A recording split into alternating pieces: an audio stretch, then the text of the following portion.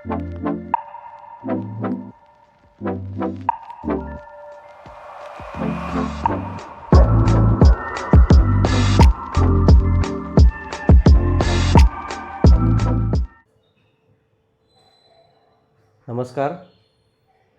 मनातल्या मुलाखती या आपल्या मुलाखतींच्या कार्यक्रमात वेगवेगळ्या क्षेत्रातल्या अनुभवी व्यक्तींचा, त्यांच्या जीवनाचा आढावा घेण्याचा आपण प्रयत्न करणार आहोत. आपल्या मनातल्या मुलाखती या कार्यक्रमामध्ये आज आल्या आहेत महाराष्ट्रातल्या प्रसिद्ध शिक्षणतज्ज्ञ डॉक्टर श्रुती पानसे. श्रुती पानसे यांची मेंदू आणि शिक्षण या विषयात PhD आहे. लहान मुलांचं शिक्षण, मेंदू आपला शिक्षण ग्रहण कसं करतो, त्यात जेव्हा आपण अभ्यास करतो किंवा काही एखादी गोष्ट शिकतो तेव्हा मेंदूमध्ये काय हालचाली होतात किंवा कशा प्रकारे तो ते रिसीव्ह करतो, याबद्दलचा त्यांचा सखोल अभ्यास आहे. त्याचबरोबर त्यांनी महाराष्ट्रात अनेक ठिकाणी व्याख्यानं दिली आहेत. सकाळ, लोकसत्ता, लोकमत यासारख्या महाराष्ट्रातल्या अनेक प्रतिष्ठित वर्तमानपत्रांमध्ये त्यांनी विपुल लेखन केलं आहे. त्याचबरोबर त्यांनी 24 पुस्तकांचं लेखन केलं आहे. या सगळ्यांचा विषय आहे मेंदू आणि शिक्षण. डॉक्टर श्रुती पानसे या पुण्यामध्ये अक्रोड कन्सल्टन्सी या नावाने शिक्षणासंदर्भात कन्सल्टन्सी करतात. तर चला आज श्रुती पानसे मॅडमबरोबर गप्पा मारूया आणि जाणून घेऊया तुमचा, माझा आणि आपल्या सगळ्या माणसांचा मेंदू कसं ग्रहण करतो शिक्षण. नमस्कार मॅडम, तुमचं स्वागत आहे. थँक्यू.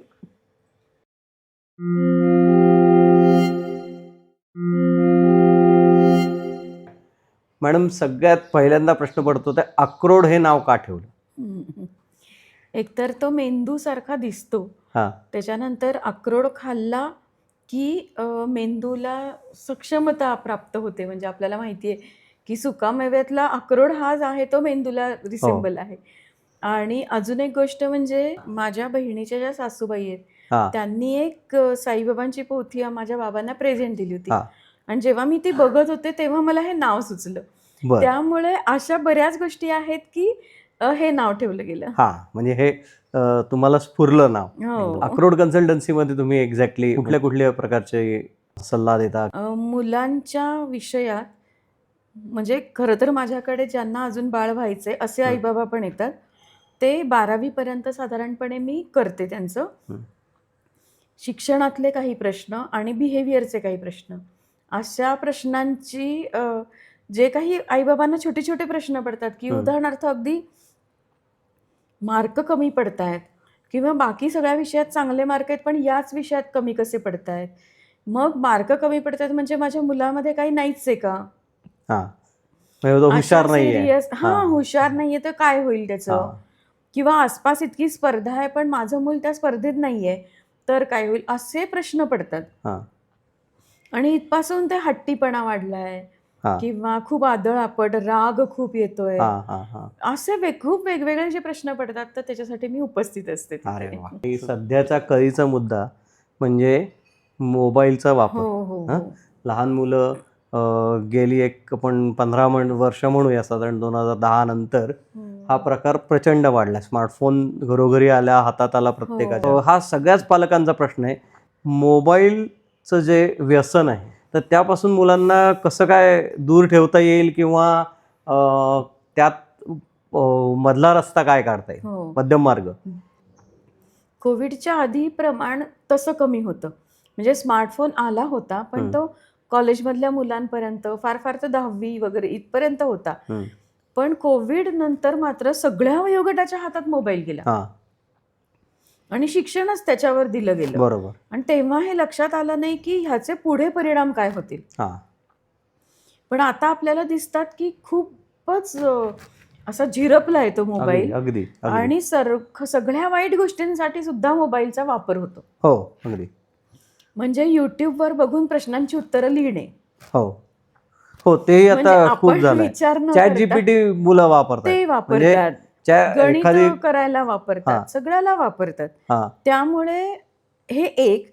पण दुसरीकडनं गेम खेळणे आणि सतत व्हॉट्सअपवर काही ना काहीतरी करत राहणे, बघत राहणे, हा खूप मोठा प्रॉब्लेम झालाय. व्हिडिओ गेम खेळणं हा खूप मोठा प्रॉब्लेम आहे. त्यामुळे वृत्ती बदलतीये मुलांची. म्हणजे वृत्ती बहुतेक सगळे बदलतेच व्हिडिओ आहे. गेम्स जे आहेत ते बंदुकीने समोरच्याला मारणं हो किंवा गुन्हे या क्राईम मेंटॅलिटी वाढवणारे असेल, हो हो तर याच्यावर एक मेंदूच्या अभ्यासक म्हणून ह्याच्यावर काय करता येऊ शकतं, हा सगळ्या पालकांचा प्रश्न आहे. हो म्हणजे ह्याचं जर आपल्याला काही उत्तर देता आलं तर आपले सगळे प्रेक्षक श्रोते हो अक्षरशः म्हणजे खूप आनंदी होतील. हो. पहिला म्हणजे मोबाईल पूर्णपणे काढून घेता येणार नाही, हां, ही पहिली गोष्ट आहे. बरोबर. अगदी कारण बरोबर. आता तो खूप उपयोगाचा झालाय, त्याच्यावरच अभ्यास येत असतो वगैरे वगैरे. हं, पण त्याचं प्रमाण कमी करता येईल. हं, आणि दुसरं म्हणजे काय बघायचं हं, हे आपल्याला बोलून त्या घराने ठरवता येईल,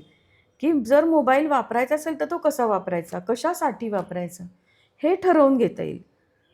मोबाईलचे दुष्परिणाम इतके आहेत, की आता WHO ने सुद्धा सांगितलंय, की मुलांच्या हातात जर लहानपणापासून मोबाईल असेल, तर ते मूल फक्त मोबाईल बघत एका कोपऱ्यात बसून राहतं. हां, म्हणजे काहीच हालचाल करत. सोशल स्किल्सच डेव्हलप होणार नाही. बरोबर. त्यामुळे वाढत्या वयात मुलांच्या हातात मोबाईल नकोय.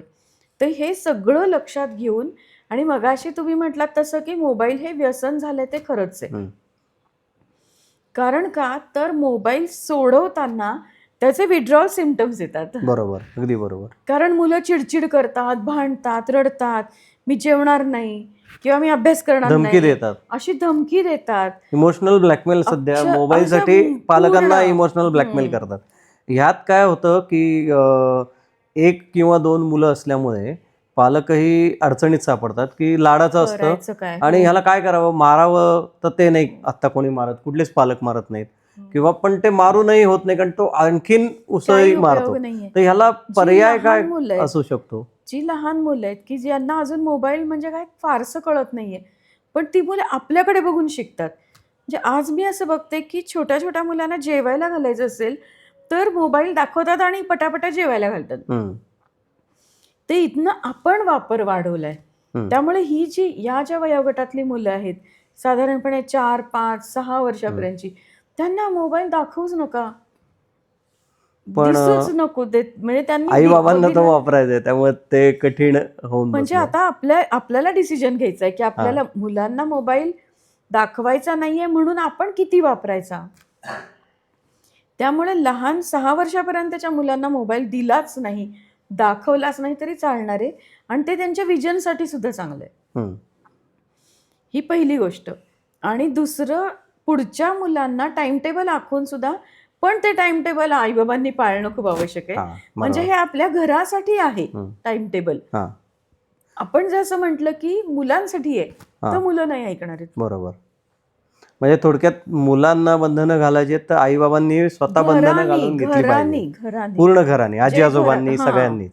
की म्हणजे आई-बाबा देत नाहीयेत आणि आजी-आजोबा देत आहेत, हो, असं होता कामा नये. हो. म्हणजे सगळ्यांनीच ठरवून तसं बऱ्याचदा करायला मुलं हवं. हट्टाने आजी-आजोबांकडनं मोबाईल हिसकावून घेतात. हां, तर ती वेळच येऊ देऊ नका. हां, त्यामुळे वयोगटानुसार आपण 6 वर्षापर्यंत अजिबात नाही. हं, वापरायचा असेल तर ऑडिओ गाण्यांसाठी वगैरे हं, वापरायचा असेल तर मोबाईल वरती ठेवून द्यायचा. हं, त्याच्यानंतर टाईमटेबल आखून हं, आणि त्याच्यानंतर या सगळ्या काळामध्ये हं, मोबाईलचा वापर कशासाठी करूया हं, चांगला जास्तीत जास्त, हं, हं. हे जर रुजवलं गेलं आधीपासनं, तर मग पुढे इतका त्याचा गैरवापर होणार नाही. आणि 12वी नंतरच्या मुलांचं आपण काही करू शकत नाही फारसं. कारण ती म्हणजे मोठे झाले. त्यांचा लॉजिक आपण फक्त डेव्हलप करू शकतो. पण एक आणखीन प्रश्न होता. हं. असं गमतीने म्हणतात, अंघोळीची गोळी घेतली आज एक. तसं हो. मोबाईल सोडवण्याची काही गोळी निघाली आहे का? निघाली तर खूप मोबाईलचं सोपं व्यसन होईल. खूप सोपं होईल. किंवा एखादं सिरप. मोबाईलला रिप्लेस करण्यासाठी मुलांच्या ॲक्टिव्हिटीज वाढवल्या पाहिजेत.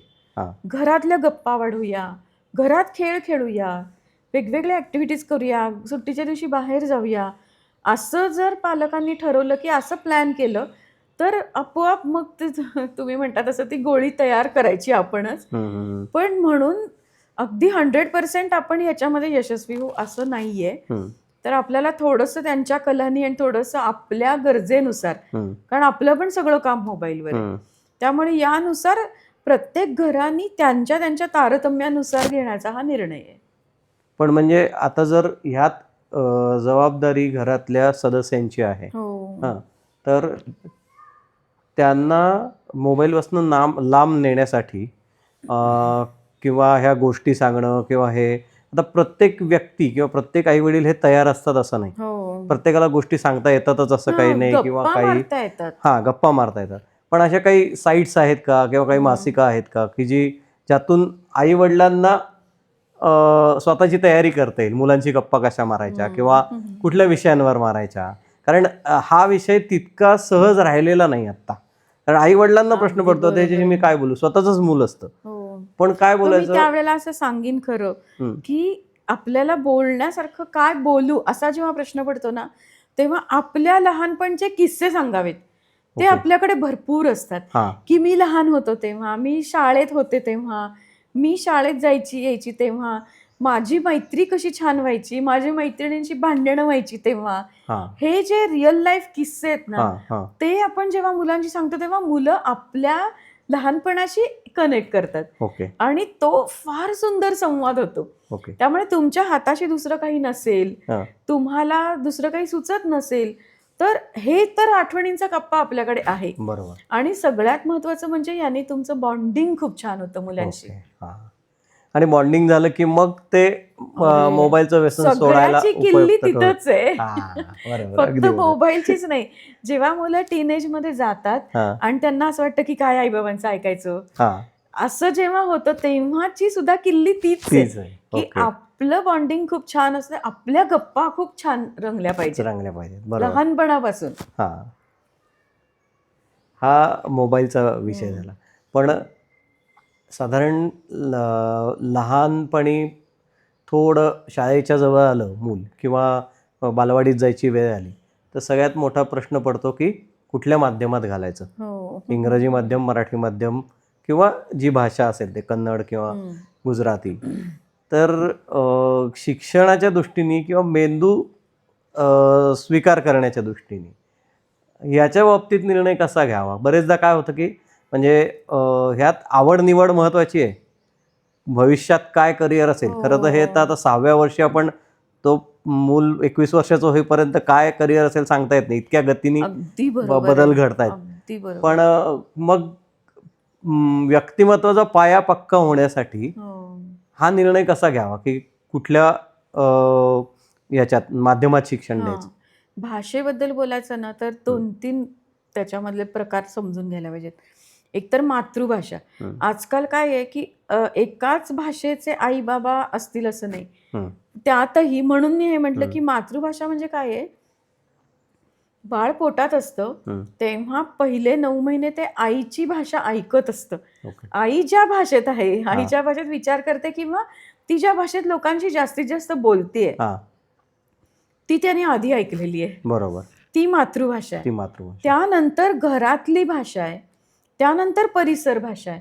मग जर या सगळ्याशी कनेक्टेड अशी जर शाळेतली फॉर्मल भाषा असेल तर खरं तर सोपं जातं. बरं, ही तुमची व्याख्या फारच मस्त वाटली मला. म्हणजे 9 महिने बाळ पोटात जे ऐकतं, आईचे विचार, आईशी बोलणारे व्यक्ती म्हणजे बाबा किंवा आणखीन नातेवाईक, आणि हे जे बोललेलं आहे, हे जे ऐकलेलं आहे आणि त्या आईची मानसिकता ही ज्या भाषेत आहे, ती त्या मुलाची मातृभाषा ना. अजून जन्म नाही झालाय अशा बाळाला आईचा आवाज स्पष्ट ऐकू येतो आणि बाकीच्यांचे आवाज हे अस्पष्ट ऐकू येतात. म्हणून मातृभाषेचं महत्व आहे. आजकाल मातृभाषा हीच घरभाषा असेल असं नाहीये. बरोबर आहे, बरोबर आहे. आई वडील वेगवेगळ्या भाषेतले असतील तर ते तसं होत नाही. त्यामुळे साधारण मुंबईत असतं तसं. मुंबईत असतं. आता समजा इथलं एक मराठी कुटुंब आहे, दोघंही मराठी आहेत, पण ते समजा उद्या उठून अमेरिकेत गेले किंवा इंग्लंडमध्ये कुठल्या दुसऱ्या जपानमध्ये गेले, तर तिथे काय होईल, मातृभाषा एक आहे, घरभाषा एक आहे, पण परिसर भाषा वेगळी आहे. बरोबर. आणि कदाचित शाळेची भाषा अजून वेगळी असू शकते. बरोबर. तर या सगळ्याचा विचार करता इथे आपल्याला एवढी फॅसिलिटी नाहीये की सगळी भाषा एकच असेल. तर मग वेगवेगळ्या भाषा शिकण्याची यंत्रणा ब्रेनमध्ये आहे. पण त्याला खूप मोठी अट आहे, हां. ती म्हणजे सहज झालं पाहिजे ते. ओके. म्हणजे असं जर आपण ठरवलं की माझं 1 वर्षाचं मूल आहे हं, आणि त्याला मला सगळ्या भाषा 4 भाषा शिकवायच्या आहेत हं, आणि म्हणून मी त्याला क्लास लावले हं, किंवा शाळेत वेगळ्या भाषा सुरू केल्या, हं. तर ते त्याच्यासाठी बर्डन आहे. बरं. पण आपल्या घरी आपण कोणाच्या तरी घरी गेलो, हं, तिथे वेगळ्या भाषेतले लोक बोलतात, हं, ती भाषा त्याच्या कानावर पडली आहे हं, किंवा आपल्या घरी कोणीतरी विविध भाषिक लोक आलेत हं, आणि कानावर वेगळी भाषा पडली आहे, हं. तर भाषेचं वातावरण हे मेंदूमध्ये अगदी सुंदर आहे.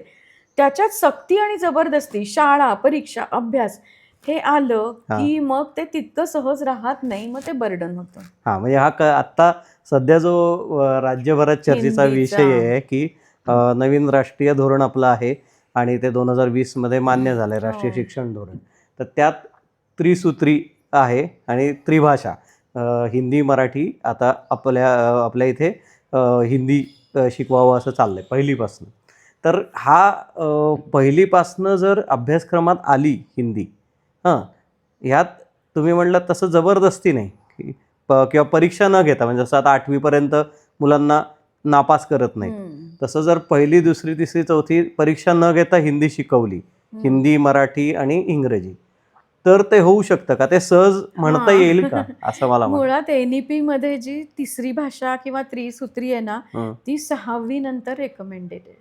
बरं. ती पहिलीपासून हा खूपच महत्वाचा नाही. मुद्दा. ही ती पहिलीपासून नाहीये. पहिलीपासून नाही, ती 6वी पासून. बरं. म्हणजे धोरणच म्हणतंय की हो. 6वीच्या पुढे तुम्ही तिसरी भाषा शिका. तोपर्यंत आणि NEP मध्ये मातृभाषेतनं शिक्षण हां. ह्याच्यावर भर दिलाय. बरं. हां. हां. पण तिसरी भाषा 6वी नंतर शिकायची आहे. हे बरं. स्पष्ट म्हटलेलं आहे. हां. पण आता हं. पहिलीपासून आता आम्ही आमचं न्यूरॉन्स ॲक्टिव्हिटी सेंटर आहे. हं. तिथे आम्ही अनेक भाषांची गाणी घेतो. हं. हिंदीच कशाला, आम्ही पंजाबी गाणी घेतो, आम्ही गुजराती गाणी घेतो, आम्ही अजून वेगवेगळ्या इंग्लिश सगळ्या भाषांची घेतो. ती मुलं म्हणतात, हे कसं आहे, हे सहज आहे. हं. बरोबर. पण ते कानावर शाळेत पडतं आलं आणि ना, पाठ होतं. जसं सिनेमाची गाणी आपण म्हणतो हां. तसं. अख्खं 4 कडव्यांसकट आपण गाणं म्हणून दाखवू शकतो. इमर्जन लिटरसी नावाचा एक प्रकार आहे, हां. की आता आपलं मूल आहे, हं. बालवाडीचंच आहे. हं. हां, त्याला अजून अक्षर ओळख नाही, अंक ओळख नाहीये. हं. पण समजा पार्किंगमधली आपल्या आईची गाडी कोणती हे बरोबर मूल ओळखतं. हां. बरोबर. इतक्या गाड्या असतात. हां. याचं कारण काय, तर त्यांनी तो नंबर प्लेट लक्षात ठेवलेली आहे. बरं. हे आहे सहज शिक्षण. हां. बरोबर. इमर्जन लिटरसी असं म्हणतात, कारण लहान आहेत मुलं पण तरी त्यांना लिटरसी आहे. बरं. हां. पण ह्याचा गैरफायदा नाही घेतला पाहिजे. हां. पण याचं आणखीन एखादं उदाहरण सांगता येईल का या लिटरसीचं? आता असं आहे की आम्ही आमच्या न्यूरॉन्स ॲक्टिव्हिटी सेंटरला काय करतो, की सुरुवातीपासून आम्ही बायलिंग्वल असं आम्ही म्हणतो, की आम्ही इन्स्ट्रक्शन इंग्लिश. कारण काय, मगाशी तुम्ही जे विचारलं ते की मला फार प्रेम आहे मराठीमध्ये आणि मातृभाषेतनं शिक्षण द्या, हे जगभरातले तज्ज्ञ सांगतात. उलट ते म्हणतात, की तुम्ही का तुमच्या भाषेत शिक्षण देत नाही, असं खरं तर ते म्हणतात. पण आत्ता आपण फक्त आपल्या प्रादेशिक भाषेपुरतं राहिलं ना, तर ते चालणार नाहीये. त्यामुळे इंग्लिश शिकणं खूप आवश्यक आहे. आणि त्याच्यासाठी अख्खं मीडियम इंग्लिश हवंय का, तर त्याची गरज नाही. जसं NEP मध्ये म्हटलंय, की मातृभाषेतनं शिक्षण द्या. मग अगदी आदिवासी भागातली शाळा असेल तर त्या भाषेतलं शिक्षण दिलं पाहिजे. पण त्याच्यामध्ये असंही म्हटलंय, की जिथे शक्य असेल तिथे. मग लोक का करतील ते? हां, बरोबर आहे. पण तिथे सक्ती हवी आहे. असं नाही करायला हवं. ते स्पष्ट हवं जे काही धोरण आहे ते. असं खरं तर तिथे त्या अशा पळवाटा नाही पाहिजेत. मग नाही होणार मातृभाषेतून शिक्षण. आणि इंग्लिशचं जे आहे ते इंग्लिश ही आता दुसरी भाषा न राहता ती शिकणं हे आवश्यक आहे. हां, बरं. म्हणजे जसं श्वास घेणं आवश्यक आहे, तसं आपल्याला काही समाजात करायचं असेल, नोकरी मिळवायची असेल साधी, तरी जसं तू बघा म्हटलात तसं, की आत्ता मूल किती वर्षाचं असू देत, पण ते 21-22व्या वर्षी जर इंग्लिशच त्याचं असणार आहे, तर आपल्याला ती सुरुवात मात्र अगदी मी असं म्हणत नाही इंग्लिश मीडियम नाहीच म्हणत मी, पण ती थोडी वातावरणात आहे ती मुलांना येऊ शकते. पण आता सरकारने जे प्रयत्न सुरू केले त्यात आपल्या भाषांमध्ये इंजिनिअरिंगचं शिक्षण हो किंवा जे आत्तापर्यंत नव्हतं त्याचे हो. काही अभ्यासक्रमांचं 4 वर्ष होत आली, म्हणजे इंजिनिअरिंगचं शिक्षण देऊन काही, म्हणजे आपल्या महाराष्ट्रात आहे का माहीत नाही मला, पण बाहेरचं हो. एक बातमी मी पाहिली होती. तर असं जर शिक्षण बदलणार असेल, मराठीमध्ये येणार असेल, तरीही इंग्रजीचं महत्त्व तितकंच राहतं का? ते आता डिपेंड्स, म्हणजे आत्ता तर दिसतंय हं. की आता माझ्या मुलीने BA पण मराठी मीडियम मधनं केलं, बरं. पण MA तिला नाही करता आलं. हां. मग MA ला तिला इंग्लिशमध्ये शिफ्ट व्हावं लागलं. हं. त्यामुळे तुम्ही कोणतं शिक्षण घेताय आणि त्याला इथे काय अवेलेबल आहे हं.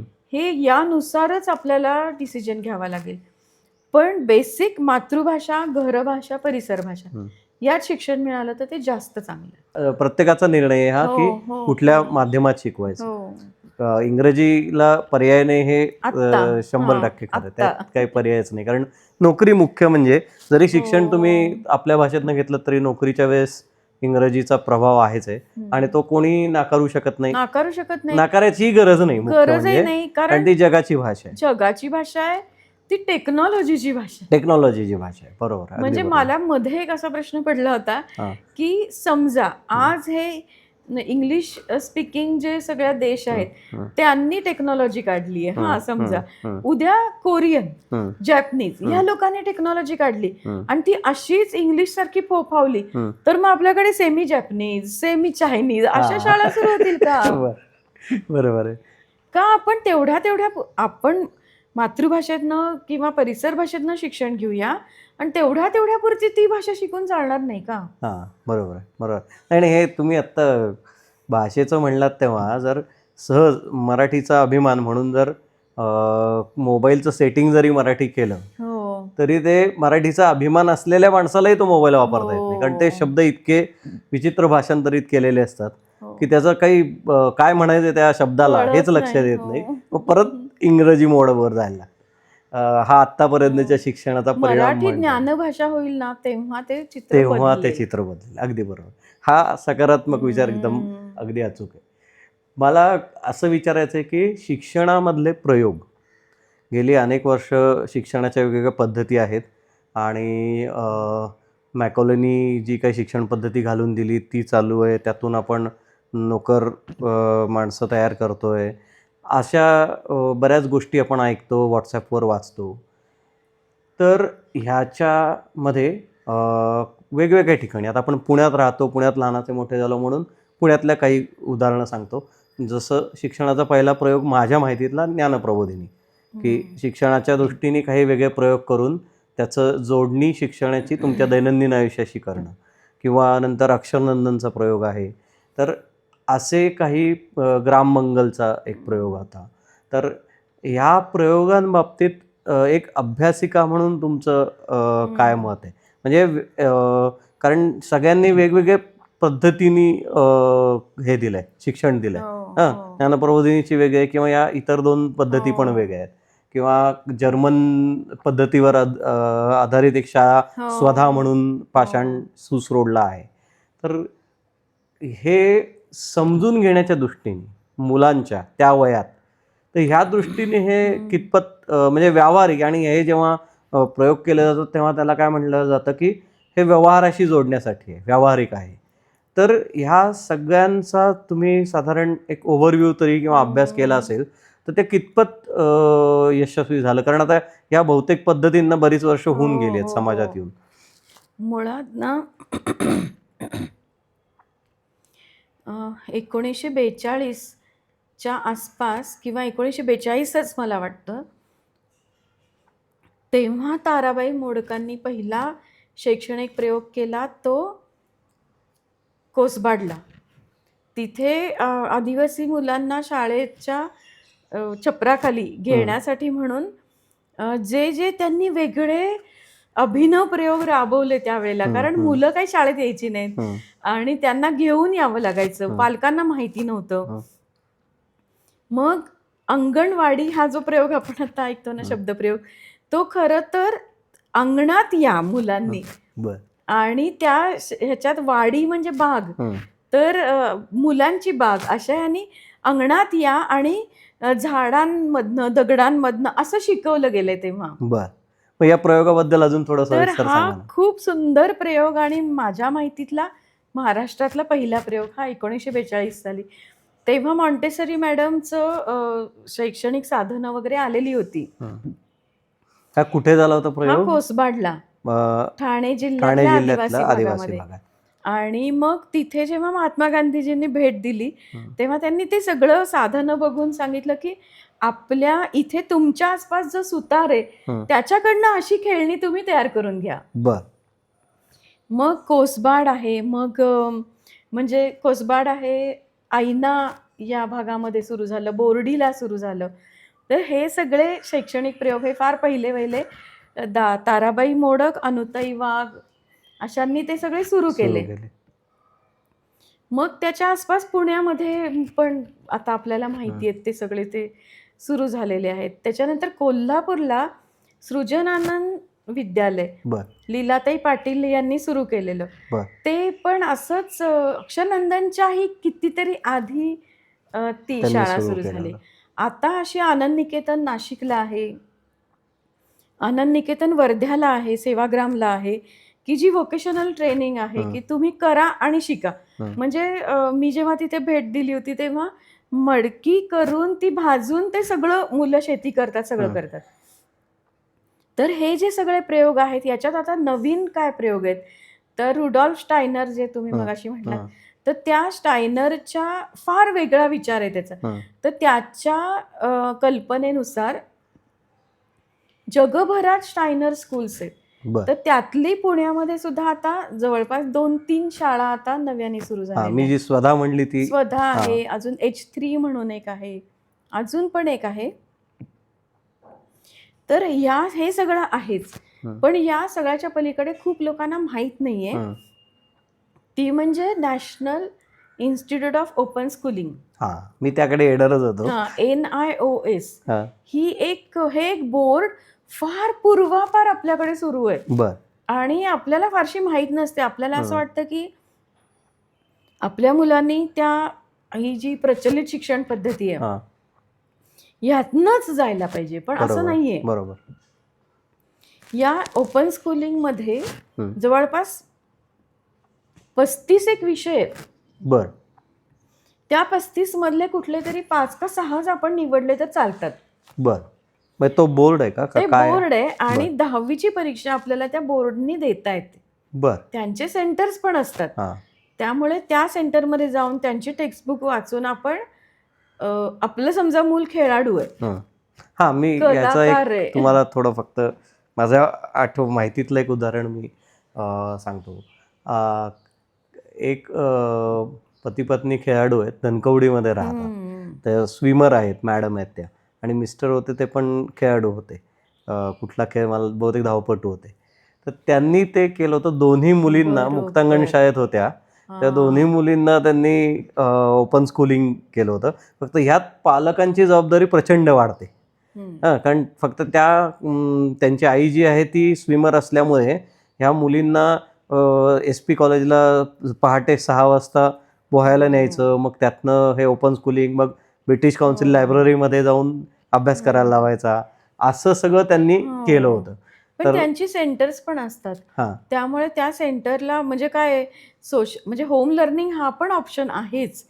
पण होम लर्निंग हा आपल्याला असं वाटतं की आपणच फक्त मुलांना शिकवायचं, घरात शिकवायचं, तर ती कन्सेप्ट नाहीये होम लर्निंगची. होम लर्निंगचे सुद्धा ग्रुप्स आहेत आता. बरोबर. की सोशलायझेशन मुलांचं झालं पाहिजे. मग समजा की किंवा आपणही ग्रुप सुरू करू शकतो. समजा आपण 10 पालक एकत्र आलो आपल्या मुलांच्यासाठी, तर आपण फिरायला नेणं मुलांना, किंवा आपल्या 10 पालकांमध्ये मला गणित चांगलं आहे तर मी या 10चं घेतो, मला काय माझी शेती आहे तर मी शेतीवर नेतो, मी कुठेतरी निसर्ग अभ्यासक असेल तर मी तिकडे नेतो, मला वैज्ञानिक, आपण सगळ्यांनी मिळून एक लॅब सुरू करूया. तर अशा पद्धतीने पण ग्रुप पाहिजे. आपल्या घरात मुलांना कोंडून ठेवून आपल्याला नक्की शिकवायचं नाही. त्यामुळे आता असे बरेच ऑप्शन्स आपल्या मुलांच्यासाठी आहेत. पण ओपन स्कूलिंग जे तुम्ही म्हणलात त्या बोर्डाची परीक्षा आणि ही आपली SSC बोर्डाची परीक्षा ही इक्विव्हॅलंट असते का काय? असते. आता बरेच जणांनी NIOS तर्फे 10वी दिली आहे, हं. त्याच्यातर्फे 12वी, 11वी, 12वी पण देता येते. बर. इथपर्यंत आता हां, ते कारण आहे तो एक पुढे. प्रकार आधी होता आपल्या SSC बोर्डासाठी, की तेव्हा नापास करायची पद्धत होती आणि एकदा हो. नापास झालं की वय आलं की मग 17 नंबरचा फॉर्म भरून हां, 10वी देणं हा तो एक पण प्रकार आहे. होता, तो की बाहेरून आहे, 10वीला आहे. बसणं. हो, हो, हो. तर तो प्रचलित यासाठी झाला की नापास करायची हो. पद्धत होती पण तेव्हा. आता काय एक एक उदाहरण सांगते, की एक मुलगी होती, तर तिला काही-काही विषय नाही आवडायचे शाळेतले. पण जेव्हा तिच्या आईने 9वी मध्ये शिफ्ट केलं हं, NIOSला, हं, तर तिला आवडणारं पेंटिंग, हं. तिला आवडणारं म्युझिक हे तिला घेता आलं बर. 10वीला सुद्धा. हं. त्यामुळे असे ऑप्शन्स आहेत आता. मग NIOS ची काही वेबसाईट आहे का किंवा काय त्याचा संपर्क कसा नॅशनल करू शकतात? Institute of Open schooling okay. हे असं टाकलं गुगलवर की ती सगळी माहिती सगळी मिळते. माहिती मिळू शकते. आता प्रत्येक शाळेत कितव्याही कोणत्याही इयत्तेला प्रोजेक्ट करायला लागतात. हां, तर त्याच्यामागे तीच हे असते की तुम्हाला कार्यानुभव मिळावा म्हणून, हो. प्रॅक्टिकल असावं म्हणून. पण बहुतेक ठिकाणी मुलांची प्रोजेक्ट आई-वडील करतात आणि पाठवतात आणि ते इतकी असतात की काही विचारायला नको. हो. तर मेंदू किंवा म्हणजे शिक्षण ग्रास्प करणं, ग्रहण करणं या दृष्टीने ह्या प्रोजेक्टला कितपत महत्त्व आहे किंवा किती द्यावं? प्रोजेक्ट करणं हा खूप सुंदर उपाय आहे. हां, काय आहे, की आपलं जे बाकीचं शिक्षण आहे ना, तर ते लेखन, वाचन, पाठांतर, प्रश्नांची उत्तरं लिहिणं, हे सगळं लेफ्ट ब्रेनमध्ये आहे. हं, आणि राईट ब्रेनमध्ये काय आहे, भावना आहेत, हं, रंग आहेत, इमोशन्स आहेत, हं, हे सगळं राईट ब्रेनमध्ये. हं. खरं तर प्रोजेक्ट मेथड ही लेफ्ट आणि राईट ब्रेनला स्टिम्युलेट करणारी आहे. बरोबर. पण ती जर मुलांनी केली तर, हं. आणि शाळेनी मुलांना एज ॲप्रोप्रिएट विषय दिले तर. तर हां, ते बरोबर. पण ह्या 2 गोष्टी झाल्या नाहीत. म्हणून काय झालं, प्रोजेक्ट विकले जाऊ लागले. बरं. तयार मिळतात. बाजारात तयार हां. मिळतात आणि ते फक्त सबमिट करायचं. हां. अरे बापरे! त्यांनी काहीच उपयोग होत नाहीये. काहीच ब्रेन उपयोग नाही. डेव्हलपमेंटला काही नाही, फक्त पालकांच्या खिशाला एक भुर्दंड पडतो. हां, बरोबर. आणि नाहीतर पालक स्वतःच ते करतात, हं, चांगले दिसावेत म्हणून. हं. पण ही पूर्ण चुकीचं. म्हणजे चांगल्या गोष्टीला वाईट कसं करायचं, हे हां. ह्या प्रोजेक्ट मेथडमधनं खरं तर शिकता येईल. ओके. कारण मुलांना नेहमीच्या अभ्यासापेक्षा बाजूला काढावं हां, म्हणून प्रोजेक्ट मेथड आली. बरोबर. म्हणजे आता काय आहे, की एक विषय आहे, हं, त्या विषयावर काहीतरी लिहायचंय, हं, माहिती घ्यायची आहे. तर मुलांनी लायब्ररीमध्ये जावं, हं. आजी-आजोबांना घरातल्या प्रश्न विचारावेत, अजून कुठनं ते उत्तरं मिळतील हे बघावं. ते शक्य नाही तर मग त्या व्यक्तीकडे जाऊन, म्हणजे समजा शेतकरी बरोबर. आहे, पोलीस आहे, दुकानदार आहेत, एखादा मॅन्युफॅक्चर करणारे, ह्यांच्याकडे जाऊन प्रश्न विचारावेत आणि उत्तरं मिळवावीत. बरोबर. खरं तर हे तर झालं, हे समजा झालं असतं, हं. तर बघ की त्या मुलाच्या ब्रेनमध्ये किती वेगवेगळ्या इन्साइट्स आल्या असत्या आणि त्याच्या केवढ्या ओळखी झाल्या असत्या. बरोबर. प्रश्न काढायचेत मला, त्या शेतकऱ्याला जाऊन मला प्रश्न विचारायचेत. हं. तर त्यांनी किती त्याच्यासाठी अभ्यास केला असता. हे झालं असतं ना, तर ते धड्याखालचे प्रश्न सोडवा कुठे, आणि ही पद्धत म्हणजे प्रत्यक्ष विचार अनुभव. करायला हां. गेलो तर प्रोजेक्ट मेथड ही इतकी सुंदर आहे, पण ती आता अशी बदनाम त्याचं झालेली आहे अंमलबजावणी. पूर्णपणे. अगदी, अगदी अचूक शब्द आहे. बदनाम म्हणजे खरंच तशी परिस्थिती आली. आणखीन एक प्रश्न असा आहे सध्या, की SSC, CBSE, ICSE सगळे बोर्ड आहेत. तर अनेक शाळांमध्ये असं होतं, की शिकवण्याचा बोर्ड, परीक्षेचा देण्याचा एक बोर्ड असतो. पण 5वी पासनं त्यांना 2-3 बोर्डचा अभ्यास एकत्र करून शाळा पुस्तक तयार करते किंवा 2-3 पुस्तकांमधून त्यांना शिकवलं जातं. तर याबद्दल तुम्हाला माहिती आहे का आणि ते कितपत योग्य आहे असं? कारण मी एका नाही, शिक्षिका नाही योग्य. आहेत मॅडम, त्यांच्याशी बोललो. हं. त्यांनाही मी ते विचारलं, तर त्या मला असं म्हणल्या, की आम्ही वर्षाच्या सुरुवातीला ठरवतो, की कुठल्या अभ्यासक्रमामधलं कुठला विषय चांगला शिकवलाय हां. आणि मग त्यानुसार हरकत त्या नाही त्या मग. ह्याच्यातलं हां, शिकवतो तसं आम्ही. असेल तर हरकत हां. नाही. पण ह्यांनी फक्त गोंधळ होणार नाही का मुलांचा, असं मला वाटलं. हे मुलांच्या समोर त्यांना माहित नाही ना मुलांना की यांनी 2-3 बोर्ड्सवरनं घेतलंय. नाही, ते पुस्तकं जे शिकवतात पुस्तकातनं प्रायर हां, शिकवतात. वेगवेगळ्या पुस्तकं वापरतात. हां, वेगवेगळी पुस्तकं वापरतात. असंही बऱ्याच ठिकाणी होतं. म्हणजे जसं आपण शिक्षणातल्या अशा प्रयोगांबद्दल बोललो, तर असे प्रयोग पण असा असे प्रयोग. आहेत की हां, ब्रॅकेट्स करून देतात की हां. हे उत्तर ही उत्तरं आहेत. बरं. हां, मग त्यामुळे त्यांचे मार्क पण वाढलेले दिसतात. कारण ऑलरेडीच उत्तरं कुठे आहे ते सांगितलेलं असतं. सांगितलेलं असतं. मग हां. 3 पुस्तकं असू देत नाही तर 5 जर त्याची उत्तरं सांगितलेली असतील तर तर काय फरक? काहीच प्रश्न नाही. म्हणजे शोधायचा. पण बेसिकली मुळात हा जो प्रश्न होता ना, की बर्डन मुलांच्या वर किती आहे शाळेचं? हं, हं, जरी परीक्षा आहेत, हं, पण पास-नापास नाहीये समजा. हं, पण तरीसुद्धा जे शिकवलं जातंय हं, ते प्राध्यापक यशपाल समितीनी खूप पूर्वी एक हं. रिपोर्ट सादर केला होता, की आपण जसं दप्तराच्या ओझ्याबद्दल बोलतोय, की किती गोष्टी आहेत त्या स्कूल बॅगमध्ये आणि त्यामुळे त्यांच्या पाठीच्या कण्यावर कोवळ्या वयात हं. एवढं मोठं दप्तर त्यांनी लादून न्यायचं. तसंच ओझं हे जे शिकवलं जातंय ते मला समजत नाहीये, ह्याचं पण ओझं आहे. हां, ते बरोबर आहे. बरोबर. तो मुद्दा आहे. तुम्ही कसंही शिकवा, तुम्ही कुठल्याही बोर्डात घाला, पण मुलांना ते समजतंय का? का खूप क्लिष्ट आपण असं शिकवतोय, की मुलं त्या शिक्षणातनंच दूर जातायत. शिक्षणाचे एवढं आपण शिक्षण करतोय, पण हं, जे बेसिक आहे, की मुलांना शिक्षणाची गोडी आहे का? हं. पण ते कसं शोधणार आपण? गोडी आहे का? मुलं सांगतात. म्हणजे मुलं आपणहून पुस्तकं वाचतायत का?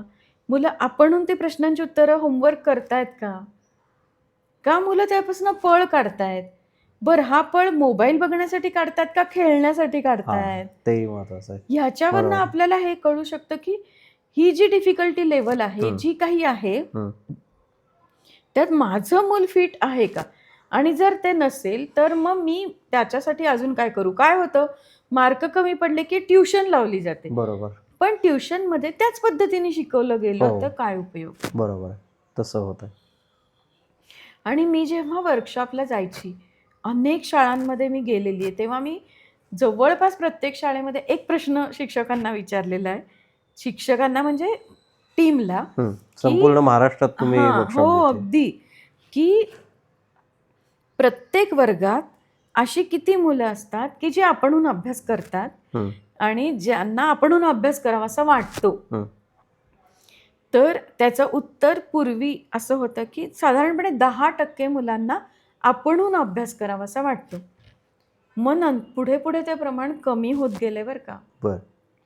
म्हणजे 10% ऑलरेडी हां. 10% होतं ते आणखीन कमी होत गेलं. शेवटी तर 5-6% पर्यंत ते प्रमाण आलेलं आहे. बरं. की 5-6% मुलांना आपणहून अभ्यास करावासा वाटतो. मग ही सगळी शिक्षण पद्धती कोणासाठी आहे? त्यांच्यासाठी? हां, का ह्या उरलेल्या 90 लोकांसाठी? हां. 90% बरोबर आहे. बरोबर आहे. म्हणजे किती टक्के मुलांना जास्त मार्क मिळतात? ज्यांना आपणहून करावंसं वाटतं. मधले असतात त्यांना ट्युशन लावून, अक्षरशः मारून, हं. पाठीमागे लागून, मानगुटीवर बसवून वगैरे, वगैरे अभ्यास करून कुठपर्यंत तरी. पण मग ही शिक्षण पद्धती मुलांना काय म्हणते? हां, आणि 10वीला जे सर्टिफिकेट मिळतं, हां. ती सर्टिफिकेट मला जगण्यासाठी आत्मविश्वास देतं, की असलेला आत्मविश्वास काढून घेतंय? बरोबर. मला इतिहासामध्ये 100 पैकी 56 मिळाले म्हणजे नक्की काय? काय झालं? बरोबर. म्हणजे काय? म्हणजे मला इतिहासाचं आकलन झालं, नाही झालं? मला इतिहासाबद्दल आवड निर्माण झाली का नाही झाली? म्हणजे हे तर सगळे अभ्यासाचे विषय आहेत. पण आता ते हिंदीसाठी विशेषतः आत्ता माझ्या लक्षात आलं, की हां. हे तास कमी केले चित्रकलेचे, शारीरिक शिक्षणाचे हे तास कमी करून हिंदीसाठी जर दिले. तिसऱ्या दिले, भाषेसाठी. हां. तर जी काही उरलेली मुलं आहेत, की जी हं. या वेगवेगळ्या बुद्धिमत्तेची असणार आहेत, चित्रकलेची हं, हं. असतील, शारीरिक शिक्षण, तर ते का त्यांना शाळेत जावंसं वाटेल? बरोबर आहे. हा मूलभूत प्रश्न आहे. पण मग आता ही पद्धत रूढ आहे. तर आहे त्या परिस्थितीत पालकांनी आपल्या पाल्याची काळजी कशी घ्यावी?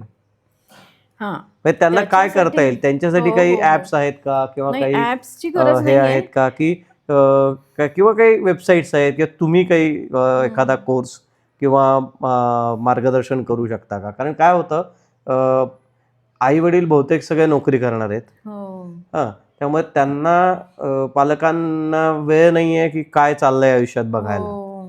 पण शेवटी जरी शाळेत कितीही फी भरून कुठल्याही मोठ्या शाळेत गेलं तरी शेवटी 10वी नंतर त्याला इंग्रजी किती येतं, मराठी किती येतं हो. हा प्रश्न आहे आत्ता सुद्धा. हो, आहे म्हणजे ना. ते 1-2 प्रश्न मी ह्याच्यातच घेतो की 8वी पर्यंत नापास न करणं हे जे धोरण स्वीकारलं गेलं त्याच्यानंतरची जी पिढी तयार झाली आहे तर त्यात सरकारचेच आकडे आहेत किंवा हे आहेत निरीक्षण आहेत की मराठीच वाचता येत नाहीये मुलांना शाळेतल्या. हो. मराठी शाळेतल्या मुलांना, इंग्रजी शाळेतल्या तर आणखीन वेगळीच हो. परिस्थिती. पण मराठी शाळेतल्या मुलांना धडे वाचता येत नाहीत, वेगाने वाचता येत नाही. तर आता ही सगळी परिस्थिती आहे, ती वास्तव आपण म्हणूया. पण ज्या आई वडिलांना आपल्या पाल्याला वेळ द्यायचा आहे आणि आपल्या पाल्यापुरती सुधारणा करायची आहे. म्हणजे एक टर्म आहे सध्या क्वालिटी टाईम देणं मुलांना. हां, त्या क्वालिटी टाईममध्ये ते सिनेमाला जाणं, फिरायला नेणं हे सगळं आलं. पण शिक्षणाच्या दृष्टीने त्याला क्वालिटी टाईम देण्यासाठी काही अशी टूल्स हो. किंवा काय करता येऊ शकतं? हो. ह्याचे 2-3 प्रश्न होते. हो. त्यातला पहिला जो आहे ना, की 8वी पर्यंत हं. पुढे. तर खरं तर काय आहे, की मुलांना रिपीट केलं, की त्यांच्या आत्मविश्वासावर परिणाम होतो. हं. आणि म्हणून असं आलं, की किमान 8वी पर्यंत तरी रिपीट नको. हं. आणि इथे शिक्षकांवर अशी जबाबदारी दिली होती, हं. की कोणतंही मूल मागे राहू नये याची काळजी घ्या. हं. आत्ता जे अगदी इयत्तांनी जे बंद करून टाकले, ते थोडंसं पुढे मागे झालं तरी चालेल, हं. पण मूल मागे राहू नये हे त्याच्या खालचं अंडरलाईन होती. ओके. पण ती आता परीक्षा नाहीत हं.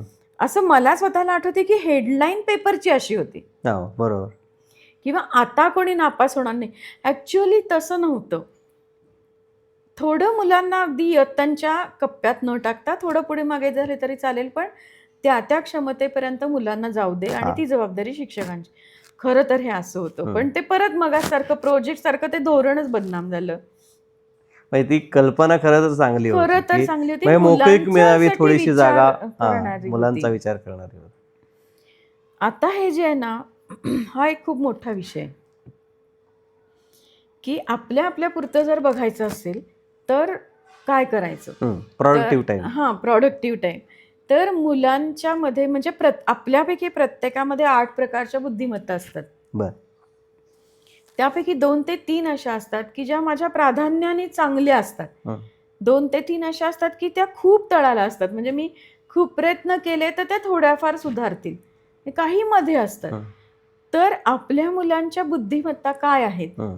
त्यांचा कल असं नाही म्हणतात का, कल मी नाही म्हणत का, तर त्याची लगेच चाचणी असते म्हणून बरोबर. तो शब्द मी वापरत नाही. पण बुद्धिमत्ता ज्या असतात त्या आपल्याला कळल्या, हं. की कोणत्या बुद्धिमत्ता आहेत या मुलांमध्ये. आणि तो लगेच असं ह्याच्यावर यायचं नाही, की हां. अरे माझा मुलगा आज त्याने छान गाणं गायलं हं. म्हणजे त्याच्यामध्ये संगीत विषयक बुद्धिमत्ता आहे, असं लगेच कन्क्लुजनला बरोबर, यायचं नाही. बरोबर. पण थोडं आपण ऑब्झर्व करत राहिलो आपल्या मुलांना, की अरे ह्याला हे आवडतंय, हे आवडतंय, ह्याच्यात गती वाटतीये आणि तसंच हे जमत नाहीये, हे अव्हॉइडच करतोय, हं. असं थोडंसं आपण बघत राहिलो तर आपल्याला हे कळतं, की मुलांमध्ये आपल्या काय आहे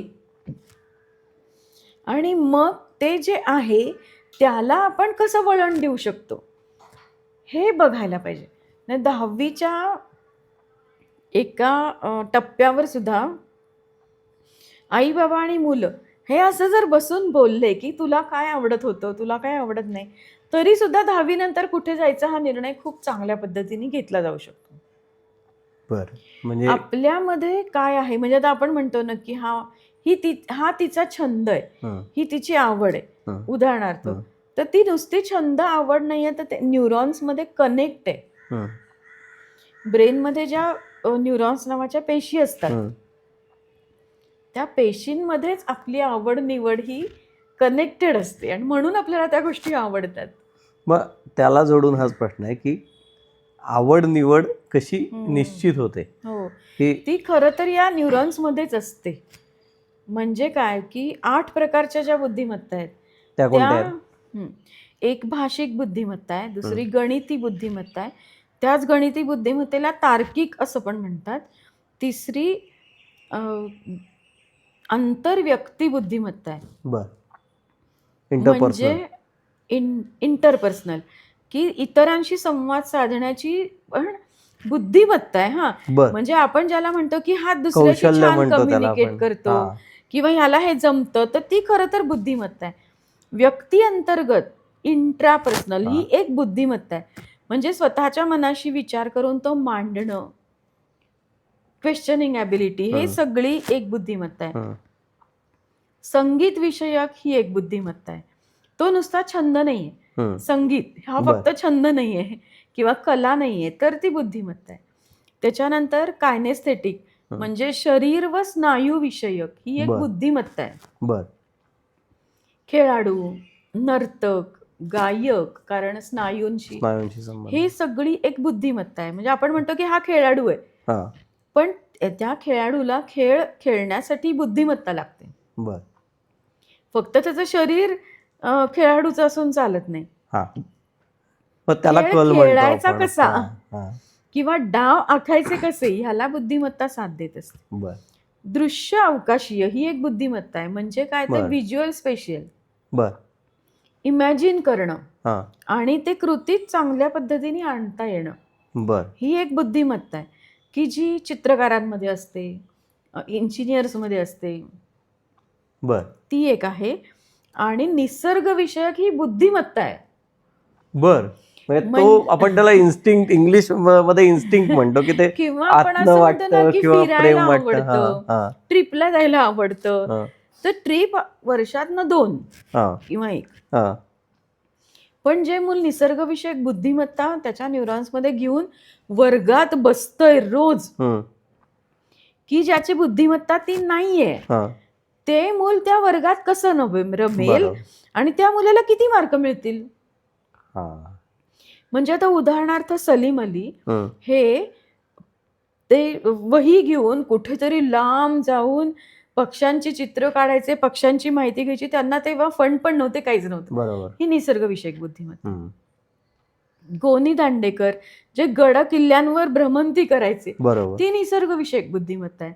किंवा आपण डिस्कव्हरी चॅनल सुरू केलं की जी माणसं समोर दिसतात, कुठेतरी मुंग्यांचं निरीक्षण, पानांचं निरीक्षण, मातीचं, ही सगळी एक बुद्धिमत्ता आहे. त्याला आपल्या शालेय ह्याच्यात काही स्थान नाही. बरोबर आहे. पण त्या बुद्धिमत्तेनुसार आपण ठरवतो की हा मुलगा हुशार आहे, हा नाहीये, ही मुलगी ह्यात पुढे, हिला हे जमत नाही.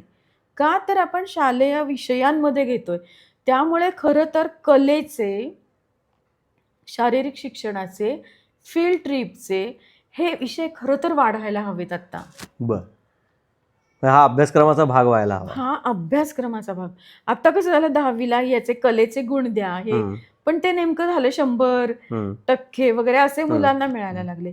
ते तुम्ही शाळेत अंतर्भूत करा किंवा बाहेर शिका आणि त्याचे मार्क इथे लावा. इथे मुलं फारच सगळं असं विषयांमध्ये बांधून ठेवलंय मुलांना वेगवेगळ्या. ते मोकळी झाली ना मुलं, तर इथले जे काही त्यांच्यात आंतरिक धुमार आहेत ना, आता मी जे सगळ्या बुद्धिमत्ता सांगितल्या ते खरं तर बाहेर येतील. नाहीतर परत आपण ते कारकूनच करतोय, असं होतंय ते. आपण आता शिक्षणाचा विचार करतोय तर करिअरकडे येऊया. जर आता जो प्रकार आहे करिअर निवडीचा, त्यात कल चाचणी मोठ्या प्रमाणात केली जाते. 10वी नंतर बरेच जण करतात. तर त्याबद्दल तुमचं काय मत आहे? कल चाचणी ही एक रेडीमेड प्रश्नपत्रिका असते की आत्ता मला काय वाटतंय ते त्याच्यामध्ये आपल्याला हो नाही किंवा अशा याच्यामध्ये लिहायचं असतं. पण 10वीच्या मुलाला त्या क्षणी काय वाटतंय ते त्या कल चाचणीत येतं. पण आधीपासून त्याच्यामध्ये कोणत्या बुद्धिमत्ता आहेत, असू शकतात, तिथे आईबाबांचं रिप्रेझेंटेशन नाहीये त्या व्यक्तीचं. कारण आईबाबांनी लहानपणापासून मुलांना बघितलंय. काही गोष्टी मुलांनाही माहिती नाहीये, त्या कदाचित त्याच्या आईबाबांना, पालकांना माहिती असू शकतात की हा छान गाऊ शकतो, पण कधी कधी मुलं म्हणतात छे मी नाही चांगला गात. पण आईबाबांना माहिती असतं की ह्यात पुढे गेला तर मुलाला येऊ शकतं. पण याचा अर्थ असा नाही की आईबाबांच्या मतानुसार करिअर करावं. हम्म, करिअर त्या मुलाला हवं तसंच व्हायला पाहिजे, हम्म, पण एक चर्चा व्हायला पाहिजे घरामध्ये. हम्म. त्या सगळ्यांनी मिळून तो निर्णय घ्यायला पाहिजे असं वाटतं. पण मग करिअरच्या बाबतीत आता जे राष्ट्रीय शिक्षण हम्म. धोरण आहे त्यात अ, कौशल्याला महत्त्व दिले, हम्म. तसंच अभ्यासक्रम तयार झालेत आणि तिकडे जावं जेणेकरून ग्रामीण भागातही रोजगार निर्माण होईल आणि उदरनिर्वाह करता येईल, असं त्याच्या मागचं स्वरूप दिसतंय हम्म. आपल्याला. तर हे कौशल्य आपण कशी काय जाणून घेऊ शकतो आपली, की कुठल्या कौशल्याच्या दिशेने जावं किंवा काय? आपण खरं तर ना तेच निवडतो. जनरल आपले जे निर्णय असतात ना हं, आयुष्यातले, हं, ते आपण असेच निवडतो की जे आपल्या न्यूरॉन्स कनेक्टेड आहेत असे जे तिथेच आपण आता उदाहरणार्थ हं, मला काही संधी आल्या होत्या ना हं, करिअरच्या, हं, पण त्या मला हे नाही करायचं हं, किंवा मला हे नाही करायचं किंवा गाणं हा काही माझा प्रांत नाही, हे मी हं, कशाच्या आधारे ठरवलं? हं, ज्याला आपण म्हणतो की आवड निवड. हं. पण न्यूरॉन्स असे कनेक्टेड असतात की आपण त्या दिशेला जायचं नाकारतो. बरं. म्हणून बऱ्याचदा जे होतं ना की आई बाबा म्हणाले म्हणून मी इंजिनियर झालो, पण खरं तर मला व्हायचं नव्हतं. हां. हे जे खरं तर मला व्हायचं नव्हतं ते न्यूरॉन्स कनेक्टेड असतात आणि त्यावरच आपल्या आयुष्यातले बरेचसे डिसिजन हे आपण घेत असतो. म्हणजे हे इन्स्टिंक्टिव्ह म्हणता येईल का? इन्स्टिंक्टिव्ह आहे, पण ते आपल्याला कळत नाही की आपण आपल्या बुद्धिमत्तांच्या आधारेच आपण डिसिजन घेत असतो. हां, म्हणजे आपण जो तर. करिअरचा निर्णय घेतो, तो साधक-बाधक विचार करून, हम्म. चर्चा करून किंवा कोणाला हम्म. भेटून त्या क्षेत्रातल्या, तर तो अ, किती टक्के बरोबर असतो असं म्हणता येईल साधारण? बऱ्यापैकी बरोबर बरोबर. असतो. कारण पण हे सगळं समजून घेण्यासाठी म्हणजे अक्रोडची कन्सल्टन्सी त्याच्यातनं एक कोर्स आहे माझा की जो हं, आईबाबांनी बघावं ते हं. आणि त्यानुसारचे प्रश्न मुलांना विचारत गेलं की तो निर्णय जास्त सोपा होईल. बरं. म्हणजे आई बाबा मुलं. बरं. त्या तिघांनी मिळून करिअरबद्दल हां. निर्णय घ्यावा. कसा घ्यावा? आणि आता समजा एरिया ठरला, हं, त्याच्यातनं एरिया ठरतो आपला हं, की ही आपला स्किल सेट जो आहे हं, तो या बुद्धिमत्तांच्या आधारे आहे. हं. हे एकदा आपल्या घरामध्ये ठरलं की मग तुम्ही करिअर काउन्सिलरकडे जाऊ शकता की मग मी कोणत्या कॉलेजमध्ये हं. किंवा हे मला झेपेल का, हे ह्याच्यासाठी वेगळी माणसं आहेत. एरिया आपण नक्की ठरवू शकतो, पण हो. किंवा जो एरिया आपण ठरवतो त्या विषयाच्या प्रोफेसर्सना जाऊन भेटलं तरी सुद्धा अजून क्लॅरिटी येईल. हां, ते एक बरेचदा मी आत्ता जेव्हा मी पण गप्पा मारतो किंवा तेव्हा लक्षात येतं, की एकतर बरेचदा काय करायचं माहितीच नसतं हो. आणि जरी असलं तरी फक्त तो विषय माहिती असतो. हो. त्यात कोणाला भेटली आहे किंवा हां. त्या कुणी म्हणजे मुलगा किंवा मुलगी एखाद्या त्यातल्या तज्ज्ञाला जाऊन भेटलाय किंवा हां. माहिती करून घेतली आहे, की हे कसं हे असतं. फार कमी म्हणजे घडतं हां, हे आपल्यात. खूप कमी म्हणजे दिसतं आता आता. माझ्या समोर एक आई आणि मुलगी आणि बाबा आले होते की 10वीच्या नंतर हिला हे करावंसं वाटतंय, हं, पण ते बरोबर आहे का आम्हाला कळत नाहीये. हं, तर त्या मुलीला खूप क्लॅरिटी होती की मला काय करायचंय. मी म्हटलं आपण मुलांवर विश्वास ठेवूया हं. बरोबर आहे. की जर ती मुलगी म्हणतीये हं, की मला या विषयात इंटरेस्ट आहे, जर हे नाही झालं तर हं, मी हे करीन, हं. तर ते छान आहे जास्त. बरं. इतर कोणाला विचारण्यापेक्षा हं. की माझ्या मुलात काय आहे, आई बाबा हे खूप चांगले. ओके. म्हणजे आई-बाबा आणि मुलं मुलं हे सगळे मिळून करिअरचं आणि मुलांवर हे ठरवू विश्वास शकतात. ठेवला पाहिजे. मला विश्वास ठेवा. ही महत्त्वाची गोष्ट आहे. कारण आणि अजून एक बरेचदा आहे हां, की मी जे कल चाचणीचं म्हटलं ना, तर ते मुलं कधी कधी प्रभावाखाली असतात हां. की अरे हा भारी, म्हणजे म्युझिक मधला एखादा असेल तर कोरियन बँड हा फार हं, भारी आहे, हं, तसं काहीतरी करायचंय. हं, किंवा एखादा मुलगा खूप स्वतःबद्दल अति आत्मविश्वास असेल हं. तर म्हणेल की मला नासात जायचंय. पण आई बाबा सांगू शकतात की की हां, प्रॅक्टिकली काय करू शकतो आपण हां, हे. त्यामुळे मुलांवर विश्वास ठेवताना तो अंधविश्वास पण नकोय, हां. पण हा एक चांगला संवाद घरात घडला ना, हं. खूप चांगली गोष्ट होईल ती. म्हणजे असं आहे की लहानपणापासून आई-बाबांनी आपल्या पाल्यांचे मित्र व्हायला हवं. हो, मी की तर ते त्यांची मगाशीच जर गट्टी जमली तर ती म्हणजे अगदी बालवाडीपासून 10वी 12वी करिअर निवडेपर्यंत सगळंच ती निवडेपर्यंत जमून जाईल. हा. म्हणजे संवादाला पर्यायच नाहीये. आणि संवाद म्हणजे अभ्यास केलास का, तू असा का वागलास, हा. हे तू मोबाईल खाली ठेवून दे, हा. किंवा ती ग्लास जागेवर ठेव, हा. हा संवाद नाहीये. हा. पण संवाद म्हणजे गप्पा आहेत. हा. मी मगाशी जे म्हटलं ते, हम्म. तो संवाद कुठे सुरू होईल, आपल्या लहानपणच्या गप्पा सांगून, हा. बरोबर. मला शाळेत कसे अनुभव आले हे सांगून. म्हणजे आपण सांगायला सुरुवात केली तर मुलं सांगतील. बरोबर. आणि मुलं बोलतात. मुलं बोलतात. आई वडील बोलले की मुलंही त्यांच्या बाबतीत हो. घडलेल्या घटना हो. वगैरे त्यामुळे मगाचा सांगतात. जो प्रश्न होता ना, की मुलांना कोणती मासिकं, हम्म. तशी बरीच मासिकं आहेत. माझ्याही लहानपणी किशोर होता, तो अजून अत्यंत सुंदर निघतो. चंपक होता, आता निघतो ठकठक का नाही? होतं. ठकठक हा माझ्या लहानपणी नव्हतं, हा. ठकठक पण किशोर चांदोबा होता. चांदोबा होतं. आता मी ते चिकू चिकू पिकू पिकू, पण आहे. रानवारा म्हणून एक आहे. मॅजिक पॉट आता मिळतं का नाही माहिती नाही, पण ते एक आहे. अशी अनेक मासिक आहेत. आई बाबांच्या गप्पा ह्याला पर्याय नाही. हे सगळ्यात उत्तम. एक सध्याची मुलं मोबाईलसाठी किंवा कुठली त्यांना जी गोष्ट हवी आहे, वस्तू एखादी खरेदी करायची आहे, तर आईबाबांना इमोशनल ब्लॅकमेल करतात. म्हणजे जरा थोडी मोठी झालेली मुलं मी काही करीन, माझ्या जीवाचं बरं वाईट करीन, इथपर्यंत त्यांची बोलण्यात मजल जाते. ते इतकं सोपं नसतं किंवा ते करणार नाहीत हे आईवडिलांना माहिती असतं. पण अशा इमोशनल ब्लॅकमेलिंगचा सामना पालकांनी कसा करावा? कारण हा खूप मोठा प्रश्न आहे पालकांचा. आणि जवळजवळ प्रत्येक घरात घडतोय. कारण काय होतं की हात बांधलेले असतात आई वडिलांचे, आणि काय करावं हे कळत नाही, आणि काय करावं हे सांगायला त्यांचे आई वडील नसतात, आणि जरी असले घरात तरी त्यांच्या वेळेसची मुलांना घडवायची पद्धत वेगळी होती आणि आत्ताची पूर्ण वेगळी आहे. कारण मुलंच वेगळ्या पद्धतीने विचार करणारी आहेत. तर हे इमोशनल ब्लॅकमेलिंग कसं टाळावं? मुलं खूप हुशार आहेत. त्यामुळे अगदी छोटं बाळ असेल ना 2 वर्षाचं, ते सुद्धा कुणाकडे काय मागायचं हे त्याला माहिती असतं. एवढं? हो, म्हणजे काय?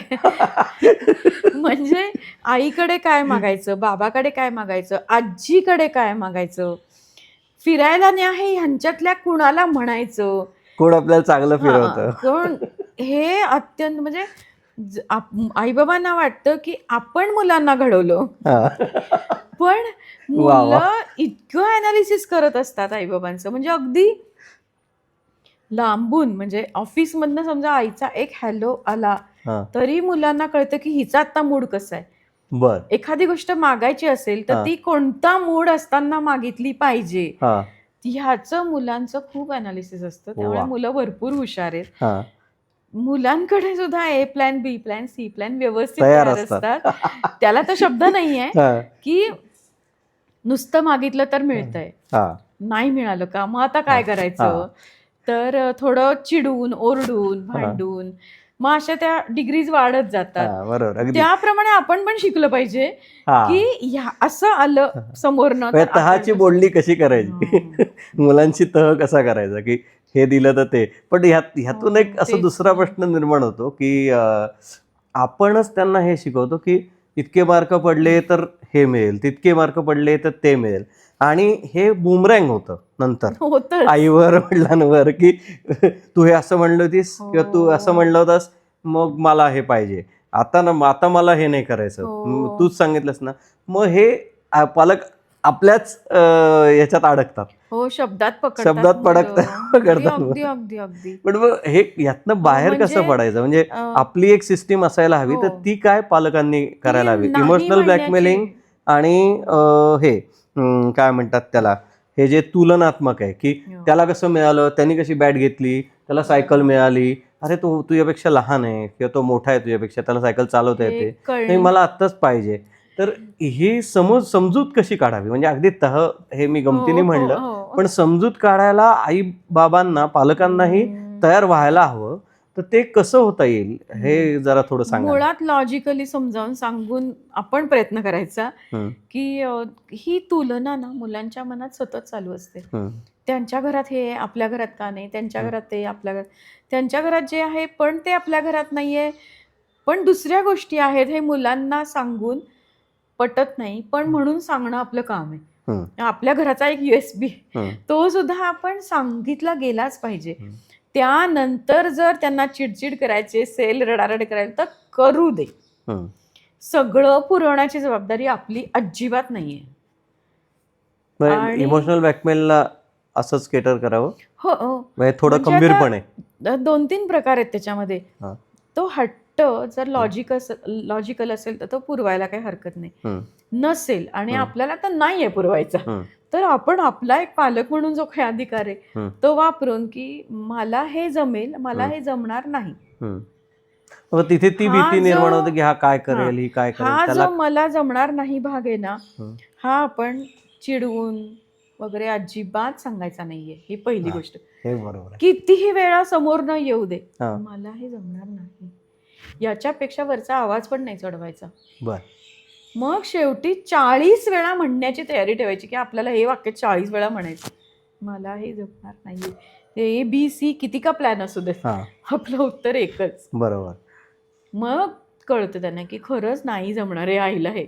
आई करणार नाही आता. आणि म्हणून ते नाही म्हणायला शिकवायचे आहे ना, हे काय आहे शेवटी हेच आहे. बरोबर. नाही म्हणायला शिकवा, पण आपण जर चिडून ओरडून नाही सांगायचा प्रयत्न केला ना, मग हे असं म्हणतं की मग मी जीव देईन, मग मी घरातनं बाहेर निघून जाईन. हम्म, त्यातली हवाच आपण काढून घेतली बरोबर. तर मग कळतं त्यांना. मग त्यांचं ते प्लॅनिंगचा भाग असतो ना. हो, आणि काही मग ते वेळेस नाही असंही म्हणत. म्हणतात की तुझं माझ्यावर प्रेम नाहीये, तू अशीच वागतेस. तू नेहमीच नेहमीच तू नेहमीच अशी वागते. अगदी आणि बरोबर. अजून एक अगदी म्हणजे बरोबर. तू मला कधीच काही घेऊन देत नाहीस. हा, ह्या बरोबर. 2 वाक्यांना आपण अजिबात बधायचं नाहीये. हा, बरोबर आहे. अगदी बरोबर. त्यामुळे हो खरंच आहे, मी तुला काहीच नाही घेऊन दिलेलं असं म्हणून आपण जे घेऊन दिलं त्याची यादी वाचायची हा, फक्त, बरोबर. पण गप्प बसायचं नंतर. हा, बरोबर. हो, हा फ्रॉक मी नाही घेऊन दिला, हा, बरोबर. ते खेळणं मी नाही घेऊन दिलं, ते पाठ्यपुस्तक जे आहेत स्कूल ही पण मी नाही घेऊन दिली, खरंच मी तुला काहीच नाही घेऊन दिलं. फारच सुंदर. म्हणजे हे प्रॅक्टिकली प्रूव्हन आहे. फारच मस्त, फारच मस्त. म्हणजे पण तुझं माझ्यावर प्रेम नाहीये वगैरे ही वाक्य हल्लीची मुलं बोलतात. हा. कुठनं बोलतात, कुठनं ते आलंय माहित नाही, पण ते बोलतात.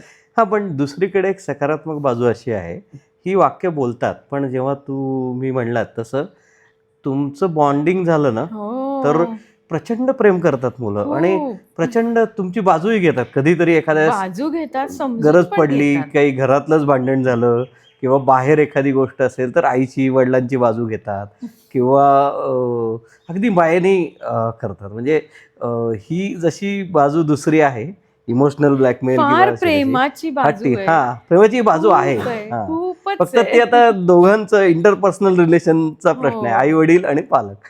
म्हणजे कितीही आपल्याला वेळ नसेल मुलांच्या बरोबर, प्रॉडक्टिव्ह टाइम म्हणूया, क्वालिटी टाइम म्हणूया, काही म्हणूया, कितीही वेळ नसेल आपल्याला, पण आपला एक स्पर्श, एक मिठी, एक नजर, आणि ते कौतुक मुलांचं हल्ली करण्याची फार फॅशन आली आहे. ते खरंय, ते खरंय. वायफळ कौतुक खूप केलं खूप जातं, जास्त. त्यामुळे वायफळ आत्मविश्वास येतो. हो, असं एक तर दिसलं. एक कौतुकाची नजर पण पुरते.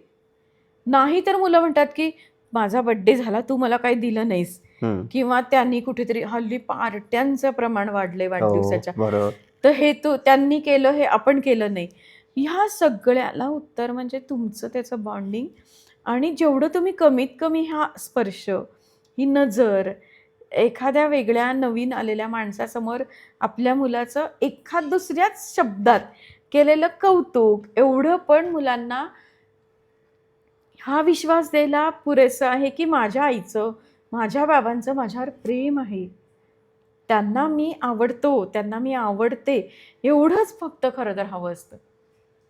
पण आपण फार लाड, आणि आपल्याकडे फार पैसे असल्यामुळे आपण फार कधी कधी फार वस्तू रूप देतो ते आपण. ट्रॅव्हल्स बद्दल, प्रवासाबद्दल होतंच की तुम्ही काय किंवा मी काय, आपण PMTने भरपूर फिरलोय, लांब लांब पर्यंत, म्हणजे आळंदी किंवा आणखीन कुठे, हे PMTने आपण प्रवास करत होतो. पण आता मी जरी जे बघितलंय, एक तर कार घरात असते, नसली ज्यांच्याकडे फक्त 2 व्हीलर आहे तेही आई वडील वेळेस कॅब करतील वेळेस, पण ते मुलाला डिस्कम्फर्ट म्हणतात त्याला त्यांच्या भाषेत, तर त्याला डिस्कम्फर्ट नको. अरे हे खूप वाढलंय बरं का. हा हे जे म्हणजे कोविड नंतर हे जास्त वाढलं हा की हे माझं मूल म्हणजे हा. जणू काही राजकुमार किंवा राजकुमारी आहे आता. बरोबर. आणि त्याला एसीत ठेवायचं, हा त्याला कारमधनंच हिंडवायचं किंवा आमच्या न्यूरॉन्स ऍक्टिव्हिटी सेंटरला मुलं कधी कधी, सगळे नाही, हम्म.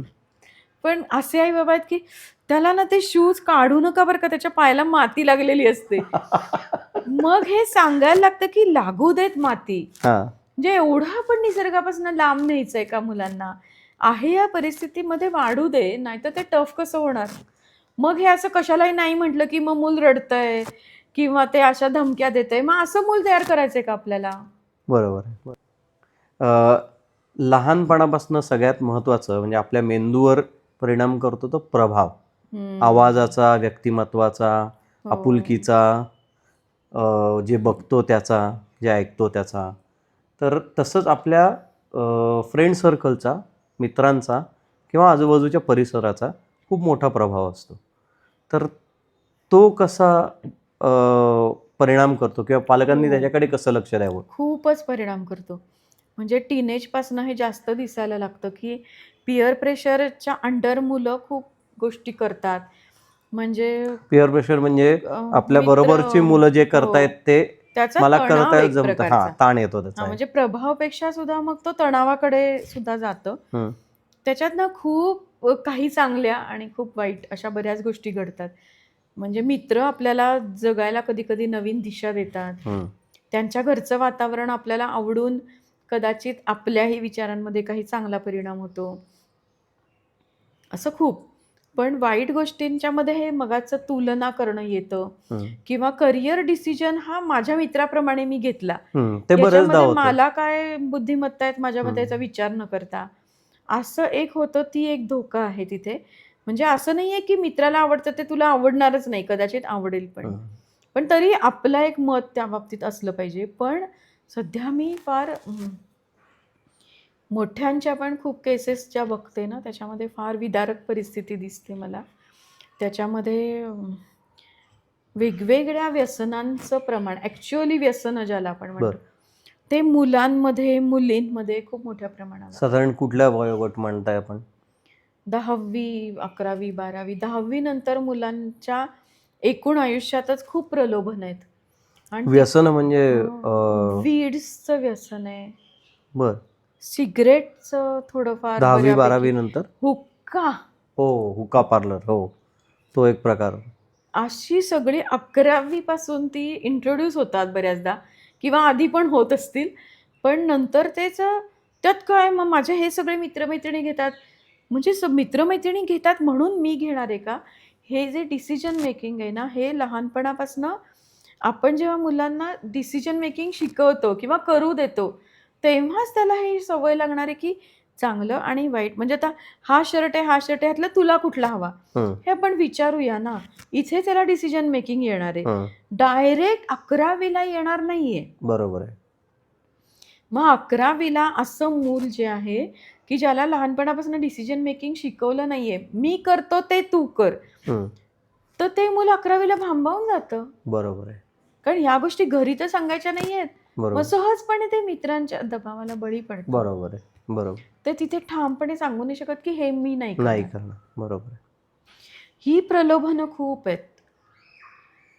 प्रभावाच्या पलीकडे तणाव येतो. रॅगिंगचं प्रमाण अगदी म्हणजे केस बाय केस असतं खरं, पण तो सुद्धा ह्याचाच एक तुम्ही आता हे म्हणलात की व्यसनाधीनता वाढतीये, प्रमाण वाढतंय. तर ते वय तसं आहे 10वीचं 16वं वर्ष. आणि पण जसं आईवडिलांचं आणि मुलांचं बॉन्डिंग असेल, तर त्यात आईवडिलांनी निर्णय कसा घ्यावा हे कसं शिकवावं? आपल्या रोजच्या दिनक्रमातच आई कसा निर्णय घेते हे मुलं बघतात. बरं. बाबा कसा निर्णय त्यांचा घेतात हे बघतात. आई बाबा मिळून कसे निर्णय घेतात किंवा एक घर कसं निर्णय घेतं, ही मुलं बघत असतात, त्या अनुकरणातनं शिकत असतात. पण मग समजावून सांगितलं तर एखाद्या वेळेस काहीतरी, आता एखादी अडचण आली की रिक्षा मिळत नाही, बस मिळत नाहीये आपण हे असं का केलं, हे असं का केलं, हो, असं बोलावं जर बोला. सांगितलं तर तेच गप्पा ह्याच हां, खरं तर हो. सगळ्याचा ओके. बेस आहे खरं तर. हां, आणि त्याचे निर्णय त्याला घेऊ देणं हां. सगळ्यात महत्त्वाची गोष्ट म्हणजे म्हणजे आपल्याला मुलांना निर्णय घ्यायला शिकवायचंय म्हणजे काय? तर त्यांना त्यांचे निर्णय घेऊ द्यायचेत. बरं. आणि जेव्हा मुलं मोठी होतील, तेव्हा त्यांना हे सांगायचंय, की "तू हा निर्णय घेतलाय त्याबद्दल माझं हे मत आहे. बरं. हां. तुला तरीही हा निर्णय घ्यायचा असेल तर तू घेऊ शकतो. पण जर ह्याच्यात फेल्युअर आलं, हं. तर काय करायचं हे तुझं तू ठरव." बरोबर. म्हणजे त्याच्यामध्ये लगेच असंही म्हणायचं कारण नाही, की आता मला हे जमतच नाही. हं, ते मुलांचा आत्मविश्वास असा खाली नको जायला. हं, हं. पण अशा जबाबदारीची जाणीव, केलीच निर्णयाच्या पाहिजे. जबाबदारीची हां. करून दिली पाहिजे, की हा निर्णय आहे त्याची अगदी, जबाबदारी तुझी. अगदी. हे पण अगदी निर्णय पण 5वी एक्सप्लेन पासून आपण करावेत करू का? शकतो. निर्णय एक्सप्लेन करावेत का म्हणजे हा पालकांनी? निर्णय घेतला तर काय होऊ शकतं? हां, म्हणजे नाण्याच्या 2 बाजू असतात म्हणतो, पण ॲक्चुअली बऱ्याच असतात. बरोबर. त्यामुळे त्या सगळ्याबद्दल बोलावं हां, आणि त्यातलं तुला काय वाटतं हे तू ठरव हं, आणि जर चुकलास तरी आम्ही तुझ्याबरोबर आहोत. हं. हळू-हळू हां, म्हणजे बरोबर, हळू-हळू हे बरोबर, बोलायला. अगदी 5वीतल्या बरोबर. मुलाला गरज नाही. हां, पण नाही तर मग मग मी निर्णयच घेत हां, नाही, निर्णय घेता येत नाहीये. हां. ही मोठी अडचण आहे. 30च्या नंतर सुद्धा हा निर्णय घेता येत नाही, की मी काय करायचंय? बरोबर, बरोबर आहे. सपोर्ट सिस्टम, हां, कुटुंब ही किंवा तुमची सपोर्ट हां, सिस्टम आहे. आई-बाबा हे सपोर्ट सिस्टम किंवा आहे. निर्णय चुकतात ना. हं, असं आहे का, की प्रत्येक माणसाचा किंवा आदर्श माणूस जो कोणी आहे, हं. आपल्याला तर कधी दिसला नाही. पण आदर्श माणसाचे निर्णय पण चुकलेत समजा, तर त्यांनी काय केलंय त्याच्यावर? हां, बरोबर. असं हे सगळं संवादातून त्यांना हां. सांगायचं, की किंवा एखादा आई-वडिलांनी घेतलेला निर्णय आपण का घेतला? कसा विचार केला मी? हे पण एक्सप्लेन करायला हरकत अगदी. नाही. किंवा आईनी पण असं म्हणायला हरकत नाही, की "अरे, मी त्यावेळेला हा निर्णय घेतला होता, पण हा चुकलाय माझा निर्णय. बरोबर. पण तो आता करेक्ट करायचा असेल, तर काय बरं करावं लागेल?" हां, बरोबर. ही थिंकिंग प्रोसेस घडू दे ना मुलांसमोर. बरोबर, बरोबर आहे. म्हणजे त्याचा पर्याय शोधायची प्रक्रियाही ते हां. बघतील, की आईनी पर्याय कसा शोधला किंवा पुढच्या वेळेस कसा निर्णय घेतला हां, असं. हां, हां. आणि ही सगळी प्रक्रिया मुलांसमोर होऊ दे. हां, बरोबर. लपवायची गरज नाही, की ते हां, लहान आहेत किंवा हां, हां. काही ठराविक विषय सोडता बाकीच्या हं. गोष्टी मग त्यांच्याशी शेअर तुमचे करू शकतात. घरातले छोटे-मोठे निर्णय असू देत, छोटे असू देत, मोठे असू असं. देत, फायनान्शियल असू देत, कुठलेही असू देत, मुलांसमोर घडू देत. बरं. आणखीन एक मुद्दा होता, की मगाशी आपण म्हणलं हट्टीपणा हा हं. जो आहे. तर त्या हट्टीपणाला स्लीप टॉक हा पर्याय कितपत उपयोगी पडतो किंवा तो कसा करावा? कारण बरेचदा ते स्लीप टॉकमध्ये जी वाक्य करायची असतात, तर ती कशी करावीत हे जरा थोडंसं उलगडून सांगता का? हो, कारण ती पॉझिटिव्ह असली हां, पाहिजेत. पॉझिटिव्ह म्हणजे कसं? कारण काय होतं, की हे माहिती सगळं असतं पालकांना. हो. त्यांना आता इतके हे साधनं आहेत माहितीची, पण करताना त्यांना लक्षात येत नाही. तर ते थोडंसं तर उलगडून कमीत सांगा. कमी असावा स्लीप टॉक. हं. स्लीप टॉक म्हणजे काय? पहिल्यांदा ते थोडं सांगा हां. आणि मग झोपतो आपण, हं, त्याच्या आधीची जी 5 मिनिटं असतात, हं. ती आपण स्वतःशी बोलावीत.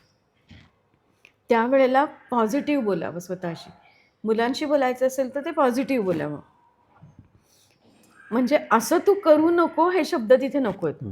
ह्यानी काय परिणाम होतो? हां, नको या शब्दाला मेंदूला इमेज नाहीये. बरं. म्हणून तू काय कर, तू काय विचार कर, आपण काय करूया, असं बोलावं आणि ते खूप जास्त बोलू नये. हे किती वाक्य साधारण असावीत? 2 ते 3 वाक्य पुरेत. बरं. त्यानंतर जर आपल्या विचारांची चेन दुसरीकडे सुरू झाली, हं. ती आपल्याला नकोय. मग म्हणजे समजा आता मगाशी जे आपण बघितलं, की हट्टीपणा, न ऐकणं, मोबाईल न सोडणं, हो. मोबाईल पाहिजेच आणि तो 2-2, 3-3 तास पाहणं किंवा आत्ता असंही होतं, की अभ्यास केला मी, आता मला मोबाईल म्हणजे माझा अधिकार आहे तो. बरोबर. त्यात आपण हे म्हणू शकत नाही, कारण त्याने हां. अभ्यास केलाय. हां, तर ह्या सगळ्या ह्याच्यात स्लीप टॉक कसं उपयोगी पडेल? मोबाईलच्या हां. सवयीसाठी तसं किंवा हट्टीपणासाठी हो. एखाद्या गोष्टीच्या? तसं असेल तर अ, मला चित्र काढायला आवडतात. मला अभ्यास करायला आवडतो. मला खेळायला आवडतं. असं काहीतरी बोलावं. पण म्हणजे मोबाईल मोबाईल हा घेत शब्दच नाही. नकोय. बर, ओके. हा म्हणजे हा निगेटिव्ह आहे ना, हं. तो नकोय आपल्याला. जे पॉझिटिव्ह हवंय ते आपल्याला हवंय. मग ते झोपायच्या आधी मुलगा मुलगी झोपायच्या आधी, म्हणजे झोपल्यानंतर करायचं नाही नसतं नाही, स्लीप टॉक. झोप लागायची जी असते ना एक हं. मधली जो असतो, तर मुलांना पहिल्यांदा म्हणजे मोबाईलसाठी वगैरे लहान मुलं असतील तर त्यांना गोष्ट पण सांगता येते. हं. पॉझिटिव्ह जसं वर्तन हवंय तशी गोष्ट बर. ती निवडून मुलांना समजा सांगितली हं. आणि त्याच्यानंतर किंवा आता मुलं मोठी झाली असतील ती हं. काही गोष्ट ऐकण्याच्या ह्याच्यात नाहीयेत वयात, बरोबर. तर गप्पा मारत मारत छान गप्पा, हं. आजचा दिवस असा होता, हं. अशा गप्पा मारत मारत जेव्हा आपण अं, तुला हे छान येतं, हं. तू अजून खूप छान गाणं गाऊ शकतोस किंवा तू अजून छान तुझं वाचन सुधारतंय, तुला खूप छान वेगवेगळ्या प्रकारची पुस्तकं वाचायला आवडतायत, किंवा तू असं बोलावं. पटकन प्रतिक्रिया देत नाहीस आता. नाही, पण हा नकारात्मक आला. हां. तर तू सकारात्मक प्रतिक्रिया देतोस हां, किंवा असं मोठ्या म्हणूया. आवाजात बोलत नाहीस. हां, असं नाही. असं बरं. तू शांत शांतपणे आवाजात बोलायला बोलतोस. शिक असं. किंवा बोलतोस असं म्हटलं बोलतोस तरी असं. चालेल. या मनाच्या स्थितीत झोपलं, की ब्रेनमध्ये असे खूप रिसर्चेस आहेत, बर. की रात्री आपण झोपतो हं. त्याचा परिणाम खूप होतो. बर. त्यामुळे ते आपण प्रत्येकाने करावं खरं तर. बरोबर. हे मुलांसाठीच पण असं आपल्यामध्ये पण पालकांनी हे फार असे करायला. असतात ना गोष्टी, की जे बदलायचेत आपल्याला. बरोबर, अगदी तर अगदी. ते रात्री झोपताना बोलणं हे आपल्याला सोपं असतं एखादी हो. सवय नवीन लावण्यासाठी हा आणि जुनी लागलेली वाईट सवय काढण्यासाठी. हे खरं आहे. आणखीन एक गोष्ट सध्या खूप जाणवते, मुलांना पटकन कंटाळा येतो. जसं हो. तुम्हाला एखादा शब्द, मला टेन्शन आलंय असं जसं हां. मुलांनी म्हटलं की आपल्याला हसू येतं, हो. तसं मला बोर होतंय हं. हे एक आहे. खूप खूप दिसतं. आणि मग त्याला काय करायचं, बोर होतंय म्हणजे मग आई वडील पण प्रयत्न करतात की हे असं करून बघ, तसं करून बघ, हे करायचं का ते करायचं. नाही, मला बोरच होतंय. हो. तर ह्या बोर होण्यावर किंवा कंटाळा येण्यावर हो. काय, म्हणजे ह्याचं कारण काय असू शकतं आणि त्याला उपाय काय किंवा काय करता येईल? खूप वर्षांपूर्वी सकाळमध्ये एक लेख लिहिला होता ना, हं. त्याच्यात हे असं एक जे माझंच उदाहरण मी लिहिलं होतं हं. माझं आणि माझ्या मुलीचं, की हं. तिला अचानक बोर झालं हं. आणि मग आता काय करू, आता मला काही सुचत नाही असं म्हटलं की काहीतरी नवनिर्मिती व्हायची.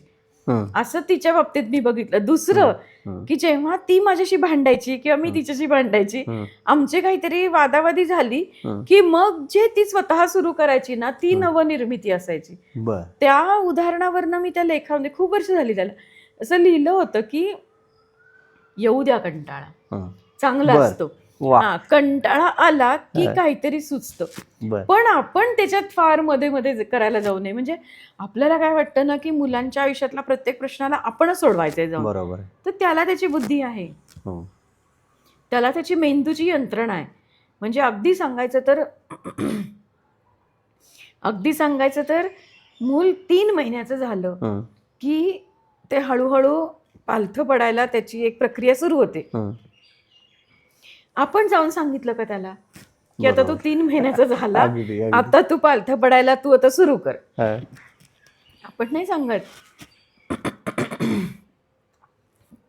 मूल आपलं त्या कठड्याला धरून, कॉटला धरून उभं राहतं. आपण नाही सांगत.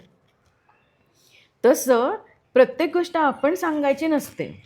हे फार महत्वाचं आहे हां. पालकांच्या दृष्टीने. घडवणं आपणच ही माझी पासून असं जबाबदारीच होतं. आहे आणि जन्मसिद्ध हो. हक्क आहे की मी याला काही करून रमवलं घडवेन. पाहिजे, तर नाहीये तसं. रमवणं, घडवण्यापेक्षा हां, रमवणं. हो. आपलं त्याला काय सुचतंय ते बघूया आपण. त्यामुळे मी अनेक ठिकाणी हे म्हटलंय खरं, की हं. रेडीमेड खेळणी हं. देण्यापेक्षा ना, असे कच्चा माल ज्याला म्हणतो ना आपण, हं. असं काहीतरी द्यावं. हं. द्यावं म्हणजे बर. आपण द्यावं नाही.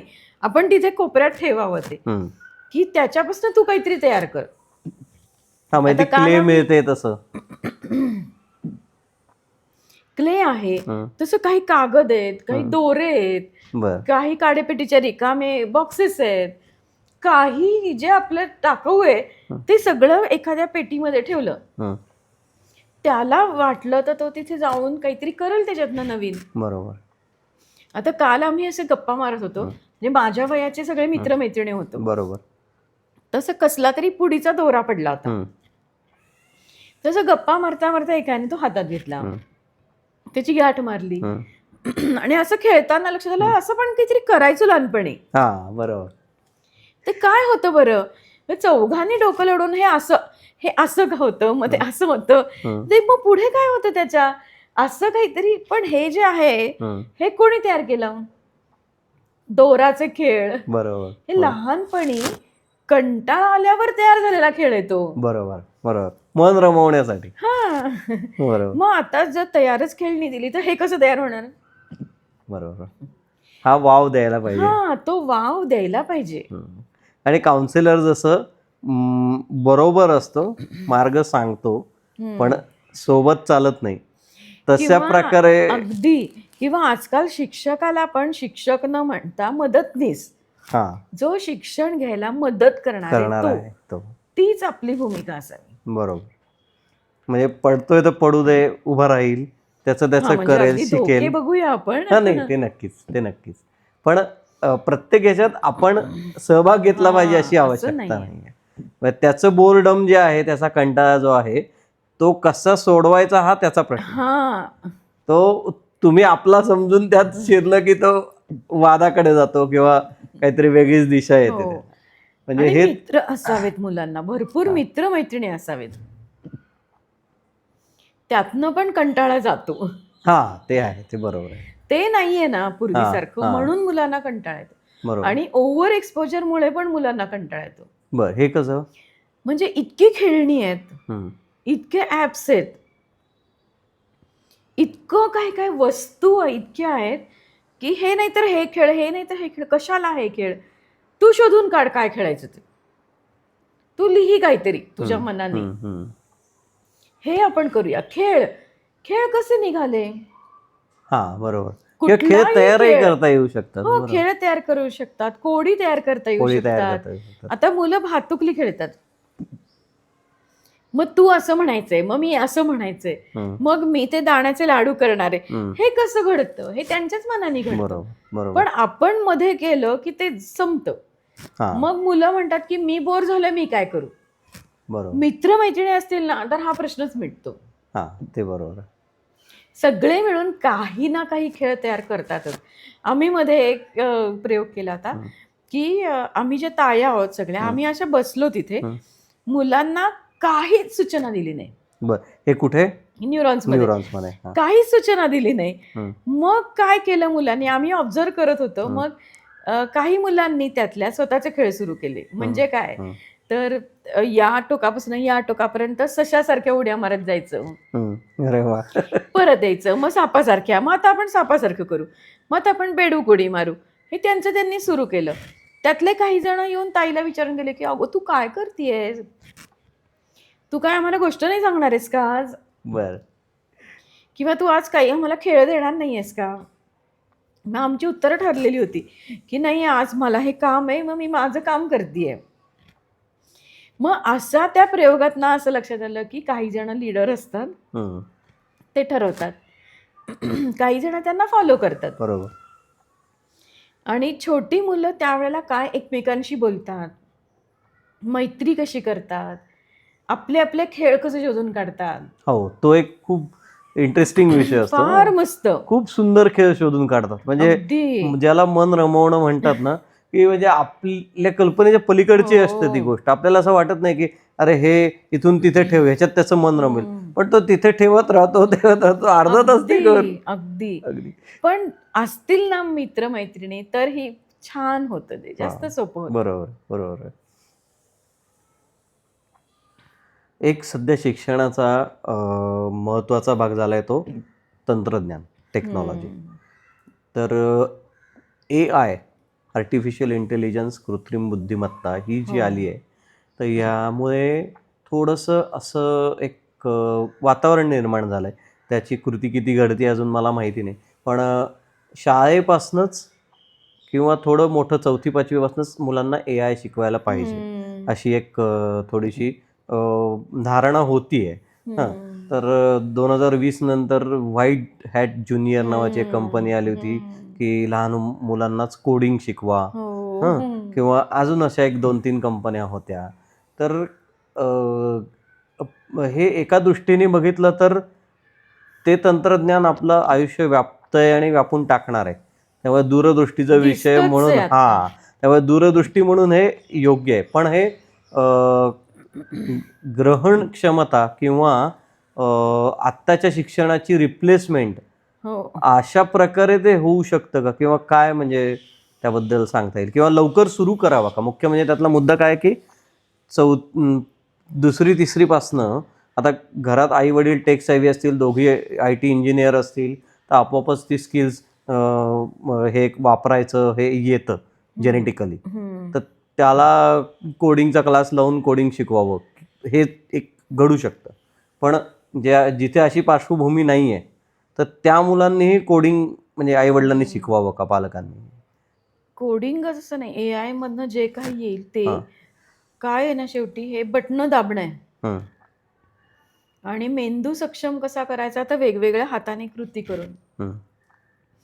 म्हणजे अगदी बालवाडीमध्ये हं. वर्गीकरण असेल हं. किंवा पॅटर्निंग असेल हं. किंवा मातीत असं लसूण असा मातीत पेरून हं. ह्या कृती द्यायला पाहिजेत मुलांना मेंदू सक्षम करण्यासाठी. हं. पण त्यांच्या एकूण भविष्याचा विचार करता हं. हे सगळं तंत्रज्ञान हे शिकवायला लागायला काहीच हरकत नाही. हं. एखादं मूल त्यात पुढे जाईल, एखाद्याला वाटेल हे नाहीये माझं, मी काहीतरी वेगळं करीन, तर तेवढी परवानगी असली पाहिजे. हां. सगळ्यांनी हेच करावं असं. असं नाहीये. हां. आता आपण शेवटाकडे येऊया. या भागाच्या शेवटाकडे हां. येऊया. आपल्या ज्या गप्पा छान चालल्या आहेत, त्यातून असं लक्षात येतं की आणखीन काही भाग आपल्याला करावे लागतील हो. आणि तुम्ही नक्कीच वेळ काढाल. आपण तसे भागही करूया. कारण मेंदूबद्दल खूप कुतूहल आहे. अगदीच. तर हे कुतूहल तुम्हाला कसं निर्माण झालं, हे आपण पुढच्या भागात आणखीन त्यात खोलवर जाऊया. एक महत्त्वाचा सगळ्यात प्रश्न, इतके वर्ष मेंदूचा शिक्षणाचा अभ्यास केल्यानंतर मेंदू हा काय आहे? म्हणजे मला पर्याय देतो 2. एक म्हणजे ही एक गुहा आहे, का जादूचा दिवा आहे, का आणखीन काही आहे? दोन्ही आहे. बर. मेंदू गुहा पण आहे. कारण काय आहे, की ज्याला म्हणतो ना, की अजून काही गोष्टी सापडलेल्या नाहीयेत मेंदूतल्या आपल्याला अशा पण खूप आहेत. म्हणजे एक उदाहरण देते, की मी एक्स प्रकारचं व्यक्तिमत्व आहे. पण माझ्यासमोर अजून कित्येक प्रसंग असे यायचे आहेत, की त्या प्रसंगात मी कशी वागणार आहे हे मला माहीत नाहीये. माहिती नाही. बरोबर. त्यामुळे असे अनपेक्षित जागा माझ्या मेंदूत खूप आहेत. त्या दृष्टीने ती गुहा आहे. जादूचा दिवा म्हटलं तर मला एखादी गोष्ट हवी असेल, तर ती मी कशी मिळवीन प्रयत्नांनी, सरावानी, तर त्याच्यासाठी माझा मेंदू मला खूप साथ देतो. म्हणजे एखाद्या गोष्टीचा सराव केला तर ती गोष्ट मला आत्मसात होणार आहे कोणत्याही वयात, हा विश्वास मला तो मेंदू देतो. तसंच मेंदू हा एक अल्बम पण आहे, बर. की मला आत्ता किती जुनं आठवू शकतं. बरोबर. म्हणजे 4 वर्षाचे असताना मी माझ्या शाळेत गेले, तर ती आठवण सुद्धा आत्ता माझ्या मेंदूमध्ये आहे. बरोबर. त्यामुळे खरं सांगायचं ना, तर मेंदू हा जसं की मी म्हणते, की ते माझं एक हेड ऑफिस आहे ते माझं एक. तिथे खूप काम चालतंय. बर. खूप काम चाललंय. आत्ता मी बोलत असताना सुद्धा माझ्या हिप्पोकॅम्पसमधनं मी सगळ्या माझ्या आठवणी बाहेर काढल्या. अभ्यास बाहेर काढला. हा माझा ब्रोकाज एरिया आहे, की जो स्पीच प्रोडक्शन करतोय किंवा वर्निक एरिया आहे, की जो मी तुम्ही विचारलेल्या प्रश्नालाच उत्तर देतोय. असंबद्ध बोलत नाहीये. त्यामुळे खरोखर आणि ही सगळी प्रक्रिया काय आहे? तर विद्युत रासायनिक प्रक्रिया आहे. बरोबर. त्यामुळे आत्ता ब्रेनमध्ये बघितलं तर हे सगळं असं हे ऑफिसमध्ये जसं काम चालू तसं कोणीतरी माहिती आणतंय देतंय, माहिती आणतंय देतंय.